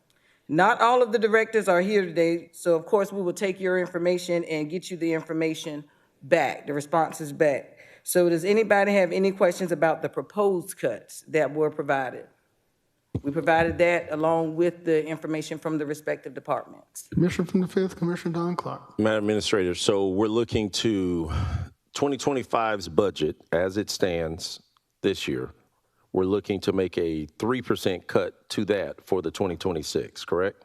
No, we're looking at the 2026 budget and the 3% after the recommended budget that was presented. Okay. All right. I think the only thing is we just need to make a point of clarity going across. It doesn't need to be an ask. It's going to have to be a directive that comes from the body. So the 3% is just going to have to be what is going forward for the 2026 budget for all the departments. I think the point of clarity that I need is the 2025 budget. Are we adding to that and then making a 3% cut to the departments from there? Yes, in some cases you have to add to that, sir, because you have contractual obligations that may have been approved during that time period. Mm-hmm. So that would automatically increase that respective cost. Yeah, but so in the book, and I was looking through it as we've been going through this conversation, it was showing increases to some of the departments. So we're increasing them, and then we're saying that we're cutting them by 3%. So originally, our finance department did go through and scrub some of the information, some of the data, some of the requests. They looked at it, and then they came back, and that's what we requested that the departments, when we met with those respective departments as well, to include some of the elected officials. Right. We had a meeting with them, and so we knew at that time we were looking at the respective 3% reduction. Right. Yeah, it was, I mean, because I was looking through the book, and again, I appreciate greatly you all taking the time to even do it, but it brought pause and concern because the 2025 is not what we're basing our 3% cutoff of. No, sir. Right. So the 2026 is increase. There's an increase due to the, from the 2025, and we're looking to make 3% based off of that. Yes, sir. And I think that's where, some of us that have been conversating have some concern on, because some of the increases don't look justified. And then that's going to kind of bring question and concern of what we really don't know what we're voting on. Because we're saying 3% cut, but in some cases we've added 3% or more, maybe. And again, I'm just kind of, putting it out there like that. But then we're saying, yep, we're going to cut 3%. And it depends on we budget at the fund level, so we don't budget for the item. I know we've had people bring things and say, this item, line item increase, but ultimately the 3% was taken at the fund level. And so if the governing body approves it, then that change will be in those respective line items for that department.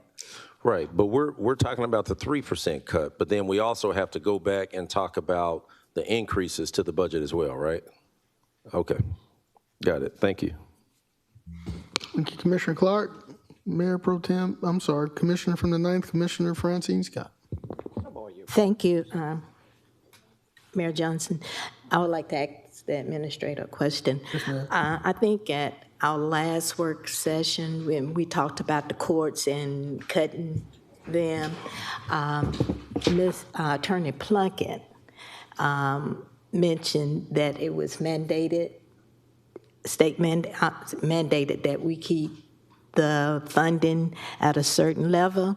So it's 3% across the board. And I still see we have public defender, and I know the DA was on that list as well. So did we take that in consideration with the 3% that we cut? Did we make sure that we will be in compliance? with the state. That would probably be more on the legal side. Commissioner Scott, I don't think there's a certain number or dollar amount that's required to fund. I think the obligation is just to fund. Madam, turn your mic, please. Thank you. With the new judge that's coming on board, we That's talked already about allocated. That funding is already allocated for the new judge. We have an obligation to fund the elected officials for staff and doing what they're elected to do, but there's no like set dollar amount. We always have to fund them to be able to fulfill their duties. So this would not have an impact. That'd be a question for them. That'd be more of a question for them, but it would not prevent them from having the respective staff they need to support that additional judge. And the staff for the district attorney office and for the court. In the public defender's office. Right. They would have to stay because they're going to have to allocate. The public defender has already provided some potential cut, and that did not include the additional staff that they're going to need. But the district attorney has not provided any cuts. So I'm not sure, he would have to answer better how 3% would affect his budget, because it'd be based on where he determines that 3% will come from. Yeah, because he could say it can come from printing services, it can come from, so it'd have to be, if the governing body chooses to approve the 3% across the board, we would cut it at the fund level, and it'd be for them to determine where they want it. But all budgets would be reduced by that 3%. I think we need to hear from them before I can make that decision. Thank you, Commissioner from the 9th, Mayor Pro Tem, Commissioner Wayne Guilfoyle. Thank you, Mr. Mayor. Can I get Natasha to put this up on the screen? Yes, sir. The dumbest question is one that's not asked. So I'm going to ask this question once she gets it up. For clarification on this budget process, as far as the expense budget, the line item that Natasha's fixing to put up, in 2023,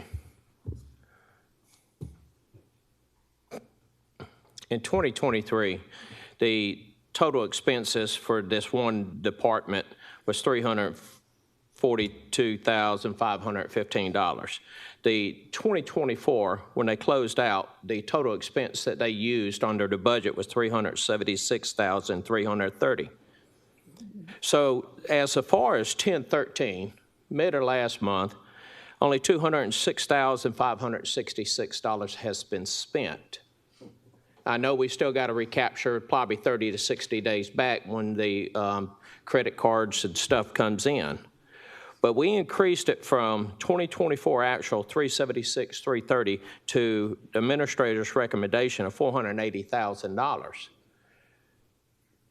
But if you look on your right-hand side, it shows a negative of $7,860, which is a difference between the 2025 budget and the 2026 recommended budget. But help me out with this. If we spend in 24, let's say $380,000. We in 2025 right now, we didn't hit nowhere near that mark, but 2026, we're going to recommend $100,000 more. How is that? I might be wrong. I mean, this is probably a simple answer.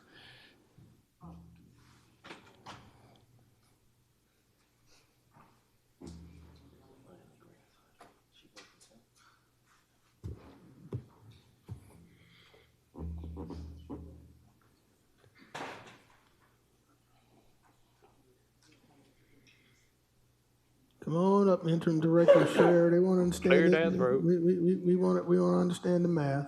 Yeah. Tim, would you kind of explain how this works on the budget process? Because it could be just depending on what additional duties have been assigned. If you look at 2025, right, that's through 10/13. 10/13. Right. We still have a whole another quarter. If like it's my department, I have several contracts that are come due in the fourth quarter. Right? So while it may show I'm not spending anything through the first 9 months, I'm going to have increased expenditures on the last 3 months. And without knowing the department, I don't know. I can't give you more specifics. I'm not showing this department, I'm just showing numbers for a reason.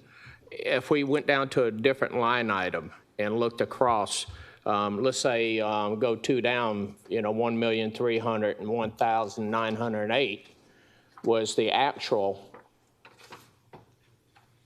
But if you look at the recommendation, it's $300,000 more, $378,000 more than what was actually spent last year. Part of it could just be, again, what new, is there something new that they're trying to do? Is there something new that was mandated to have them do? Again, some of the, for that first one, some of it could be they didn't fill a position. And lab salaries are budgeted at the fund level, not at the department level. So if they left the position open for 10 months, yeah, they'd be under budget that period. Okay, but I could go through this whole book on the expenditures and find similar items like this. But if we are increasing the budget from the 2024, 2025, there has to be a reason. I mean, if we asking the NGOs, we asking our staff, our sheriff's department for cuts, why are we increasing our line item budgets? As the administrator said, sometimes our contracts are going up. Sometimes projects have been due a project that hasn't, in 2026, it wasn't funded in 25, so we're trying to do a project that was dictated in 25 that won't be happening until 2026. Or it just could be increased costs, electricity costs, healthcare costs, those type of things. Could just be our costs are going up. How is that determined on the budget finance recommendation versus the administrator's recommendation? How is the finance determined on that? Finance recommendation is what the departments request. What my department does is then puts in the salary and benefit amounts. Put in what? I'm sorry? Salary and benefits. Right. So we know that that's the hard cost. That's a hard cost. So we can make sure that all the costs related to salaries, the benefits, the FICA, the Medicare, pension, all those are correct. We have a schedule that we put in. So we tell departments, don't worry about the salary and benefit amounts. We make sure that they verify that the positions are correct, and then we will put in that amount in addition to what they have put in for their operating costs. That's the finance recommended. Okay. Tim, I'm going to go through this and probably shoot you an email to try to find some kind of answers on, you should have specific reasons why we are increasing certain departments, apparently, because you have the matrix or we don't. What we do is we ask for justification if there's specific increases for each department. Right. If there's not, those are the cuts that my department makes. If you put in your budget that you want to increase your consulting fees by $50,000, but you don't tell us why, and you haven't spent that much in the past, we're going to cut that $50,000 unless we can have a reason why. Right. So you could actually give us an idea of what the 2024 hard numbers was, what we totally spent for 2024 and what we are proposing for 2026. Is that correct? Like $1 million. If we're going to spend $1 million in all these departments for 2024, it's going to be $1.2 million in 2026. You could. That's just a Yeah, we can number. get that. We can throw this into an Excel spreadsheet and get that information. If you would be kind enough to do that. Thank you. Sure. All right, so Can I have that paper there?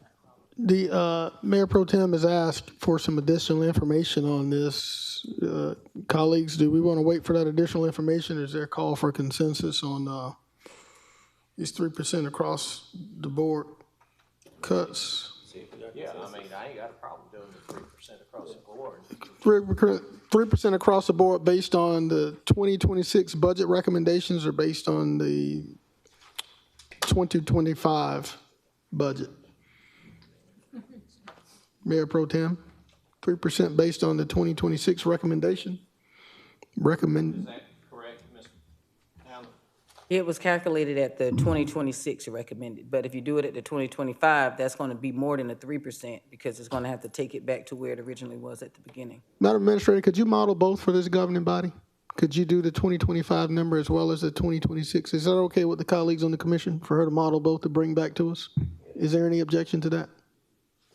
Hearing no objection, please model both. And this is an item that we'll probably move forward to next week. Okay? Let's wrap up, Madam Administrator. I think you got one or two more. Yes, sir. All right. No, come on. If you need to add before we move on, this is important. It's best to get it in. I just want to know, does that impact the sitz judge? And it does not, because that fund is already allocated to the judge and the DA and everyone else. We won't touch any funding that's been allocated to that position. And then in the PD's office, you had a PD retire and you have a PD who just became a judge. So how would that cut impact the PD's office? It would not, sir. We did include those costs for those positions as well. Are we reducing any amounts of public defenders? They provided their own reduction. Okay, so that came from them? Yes, sir. All right. All right, Commissioner Johnson. All right, Madam Administrator, let's move on. Okay, again, we included a $2 million increase. I know this is the big one in the room for the proposed budget, which yielded about $2.6 million in surplus. Now we can dive into the millage rate in more detail. And I kind of want to make sure that we all understand, not the governing body, because I'm sure you do, but make sure that our citizens understand the millage rate and take a moment to look back at our recent history of the millage rate. On this slide, you can see that the recent history of our local millage rate, I've included our Augusta rate as well as the Board of Education's millage rate, because I think it is helpful for the public to understand exactly what goes on into their tax bill. I will state that, when I go out and I speak to some of the seniors in the senior program, and many of them really don't know, or I talk to some constituents who may stop me at various places and ask about their tax bill going up. And they say, did y'all raise my taxes? And I have to tell them, no, the city of Augusta has not done that. But they don't know because they get it from the city of Augusta. The tax bill comes from our tax commissioner's office, which it should. And so in their mind, it's the city is the one increasing their taxes. But I want them to understand that it is not that the city is increasing their taxes, because we have not increased taxes since 2014. This governing body has not raised taxes. They did in 2021, they stayed flat. And in other years, they did a rollback rate. So as you can see, every year except for 2021, the commission has adopted the rollback rate, which is designed to keep taxes relatively flat. In 2021, the commission chose to instead keep the millage rate flat from the previous year. So when you keep it flat, you still, by law, have to advertise it as a tax increase. So that is what actually happened in 2021. Again, the last time that the city of Augusta increased taxes was 2014. They have not increased it. Now, some people may say, well, my tax bill did increase. Again, it may have increased because of the Board of Education increasing their respective millage, as well as if their assessment of their home increased. Because the value of your home, the more it increased, of course, respectively calculated, is going to increase your respective taxes. Meanwhile, the Board of Education has been adopting rates higher than the rollback every year since 2021 as needed to fund their operations. So please understand, I'm not questioning their decisions, and I know they need what they need to manage their respective operations. I'm not suggesting that we should have done the same thing either, because we have other revenue sources. We have other sales tax revenues that's coming in. But I wanted the citizens to understand that major growth in their property tax bills during this time has not been driven by the city of Augusta. This slide shows an example of an actual property that is valued at $100,000. This year and in 2025, you can see that this house might be in an area where values are rising quickly. Since 2019, its value has increased by over 140%, more than double. But in that time, the county tax has increased only $91, less than 60%. Meanwhile, its Board of Education taxes have increased by $422, which is about 130%.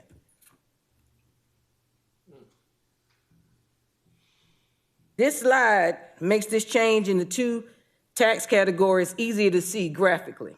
Again, the property value has increased over 142%, which is much more like what we see in the Board of Education tax amount.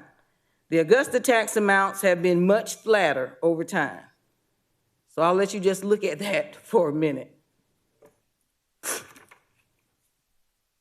Here's an example of another house closer to the median home price in Augusta, which is about $200,000. This property assessed value has grown 90% since 2019. In that time, its county M&O taxes have grown by $100, which is 32%. Meanwhile, its Board of Education taxes have grown by $594, which is 93%. Again, the Board of Education has captured much more of that value growth in terms of tax revenue.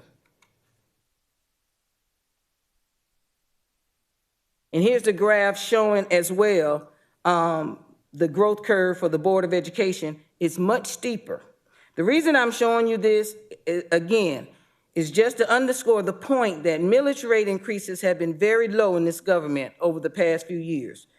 We have been fortunate to have rising sales tax revenue and ARP funds and all the other revenue sources we talk about. But I think it's important to put this year's millage rate discussion in context with what has happened in recent history. Please keep in mind, too, that with the homestead exemption approved by voters last week, homestead property tax value increases will be capped at 3.2% per year. So the effect of natural value increases will be even more muted for those homeowners going forward. If you decided to proceed with a millage increase, 1 mill is equivalent to $8 million in projected collections.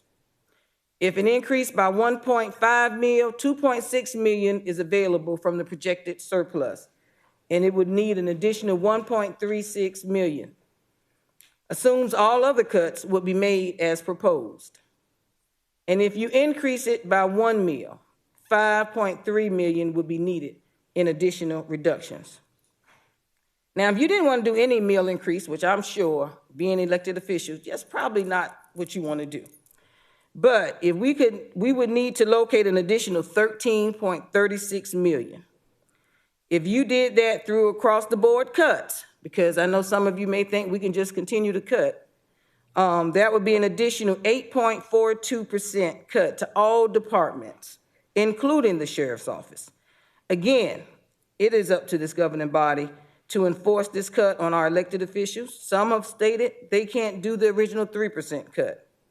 But if you exclude the elected officials, that would be nearly a 23% additional cut to the rest of your general fund, which would be departments like Parks and Rec, engineering, animal services, city facilities, software, and all other support departments. I know this is a hard decision. I think everything that we've brought to you has been tough decisions. There have been some decisions that have been rendered and made, and we appreciate that. But we have to understand that as the expenses continue to rise, we don't have those additional sources of revenue. When we started this discussion last year, we told the governing body that we were over $7 million in the hole. We came back this year, and because of respective costs and increases in health care, we had to go into our fund balance to take care of 2025. I will continue to state, my goal is to bring you something that's sustainable. I don't believe in patchwork. I don't believe in patching things because you're going to have to deal with the same issue next year. And so my recommendation, well, it's not my recommendation, but the No, come information. on with it now. Come on, don't shy away now. You say we got tough decisions. Give this governing body your recommendation, Madam Administrator. You know, I don't want to say that we do a tax increase, a millage increase, because I know that's not what our governing body wants to hear. But being fiscally responsible for giving you a recommendation, and we have not done any increases, and I've talked to several constituents, and they said, well, if you tell me my money is going to public safety, then I will support it. Now, I know I haven't talked to 200,000 people in Augusta, Georgia, and I don't act as if I have. But right now, all of our costs is going, majority of our costs is going to our public safety, and rightfully so, because now we have our public safety at a level, and this governing body approved for them to be able to recruit and retain good people. And they have done that. They have met that challenge. I think the sheriff presented numbers earlier today saying how they've increased things and how you can see the presence. Even I have slowed down on the highways because I run across a lot of them. So we just want to make sure that, you know, those funds, if you do any millage increase, can go toward that overage that we have currently in the sheriff's office. Your citizens have stated public safety is number one. And I don't think it's any agency in any organization, municipality that I've spoken to, that they don't say the same thing. Public safety is your number one. And so when you're considering that it was 13.4 million estimated that the revenue, the expenditures, I apologize, have increased by, I think maybe we need to allocate those funds, if there is a millage increase approved, that those funds go to offset that 13.4 million, because it is giving the citizens what they want, the increase, improved public safety. Madam Administrator, what mill increase would that encompass? Is that $1.5 million or 1 mil? That is one and a half. 1.5 mil. All right. Get in the eye. All right. Commissioner from the 4th, Commissioner Lonnie Wimberly, you're in the queue, sir. Thank you, Mr. Mayor. This is for the administrator. On the sheriff budget that he's asking for, and the $11 million, we get that squared away. How good is his budget going forward? Is we going to continue to increase it? Now, I'm going to take the 2% inflation out of the equation. Thank you, Commissioner. Okay. So I can't make any guarantees, but I can tell you that we would do whatever we can. It would help us set the foundation. Right now, we just don't have a stable foundation, and I'll just be totally honest and transparent. Again, I apologize for my passion. I'm very passionate about what I do, and I think you are too, Commissioner Johnson.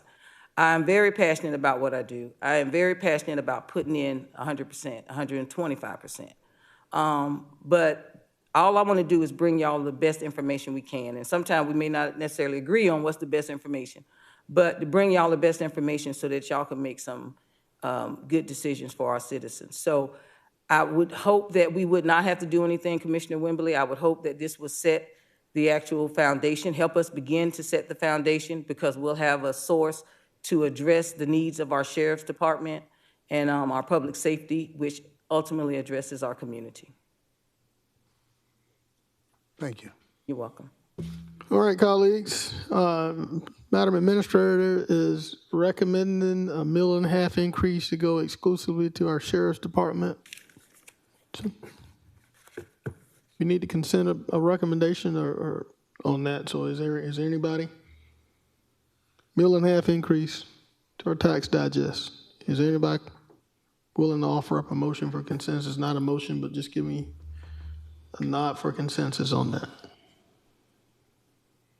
Don't all speak at once. Madam Administrator's looking like you're going to have to go back to the drawing board. I don't hear anybody. Okay. All right. So that's another item that we're going to have to work on just a little bit more. Okay. Yes, sir. And that I'll open up to any other questions that any of you have. All right. Any other questions from the colleagues? It's been a long day. I appreciate everybody's patience. Most importantly, we've gone way over, but this is important work that we have to do for our community and for our citizens.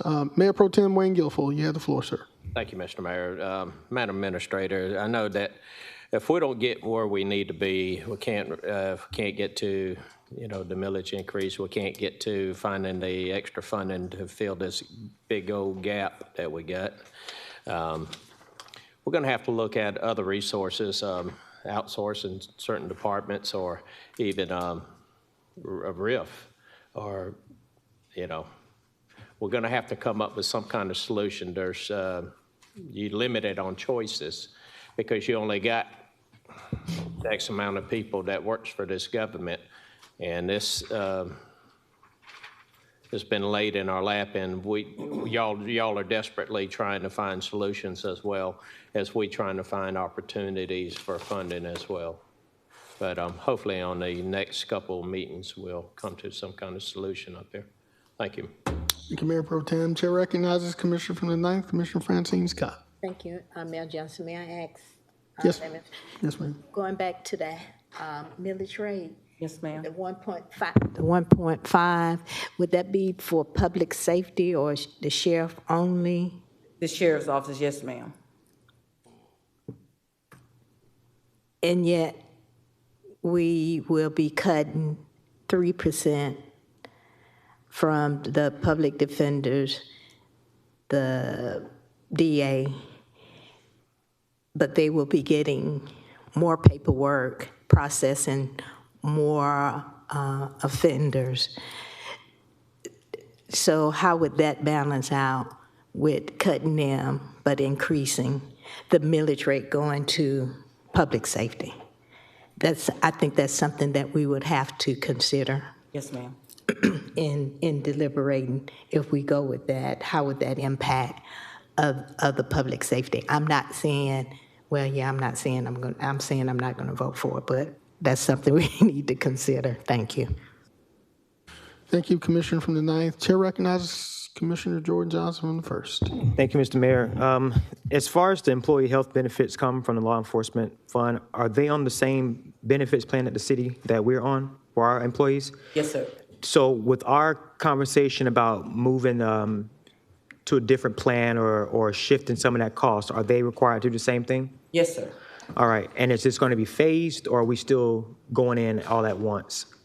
So we're going to bring back another recommendation for the governing body. I know we did the initial with the healthcare costs, the respective information we brought back so that we can go ahead and do the open enrollment, but we'll be bringing back some additional recommendations as well, Commissioner. Okay, and if we phased the insurance approach, does that change the $2.5 million expense that he has here on the line?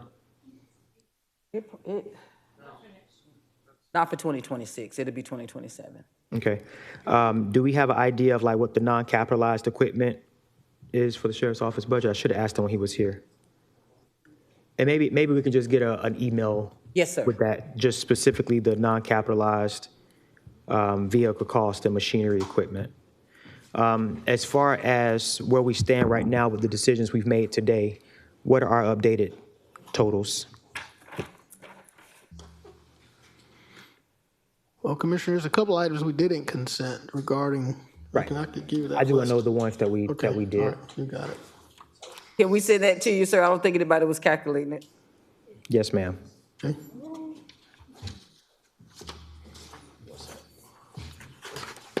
And I also, yeah, okay. All right, thank you. All right, thank you, Commissioner Johnson. Madam Administrator, I don't see any of the colleagues in the queue, but just for note, the transit reductions, we did not consent. We've asked you to go back to work there with Director Daugherty, as well as the proposed NGO agency reductions and the millage rate. We're still working through that, and Commissioner from the 1st just asked some specific questions regarding the sheriff's budget. All right. Madam Administrator, is there anything you need to add before we adjourn? No, sir. I appreciate your time. Thank you. Okay. Ladies and gentlemen, the time is now 5:29. Thank you so much for your patience. Madam Clerk, this session is hereby adjourned. Thank you.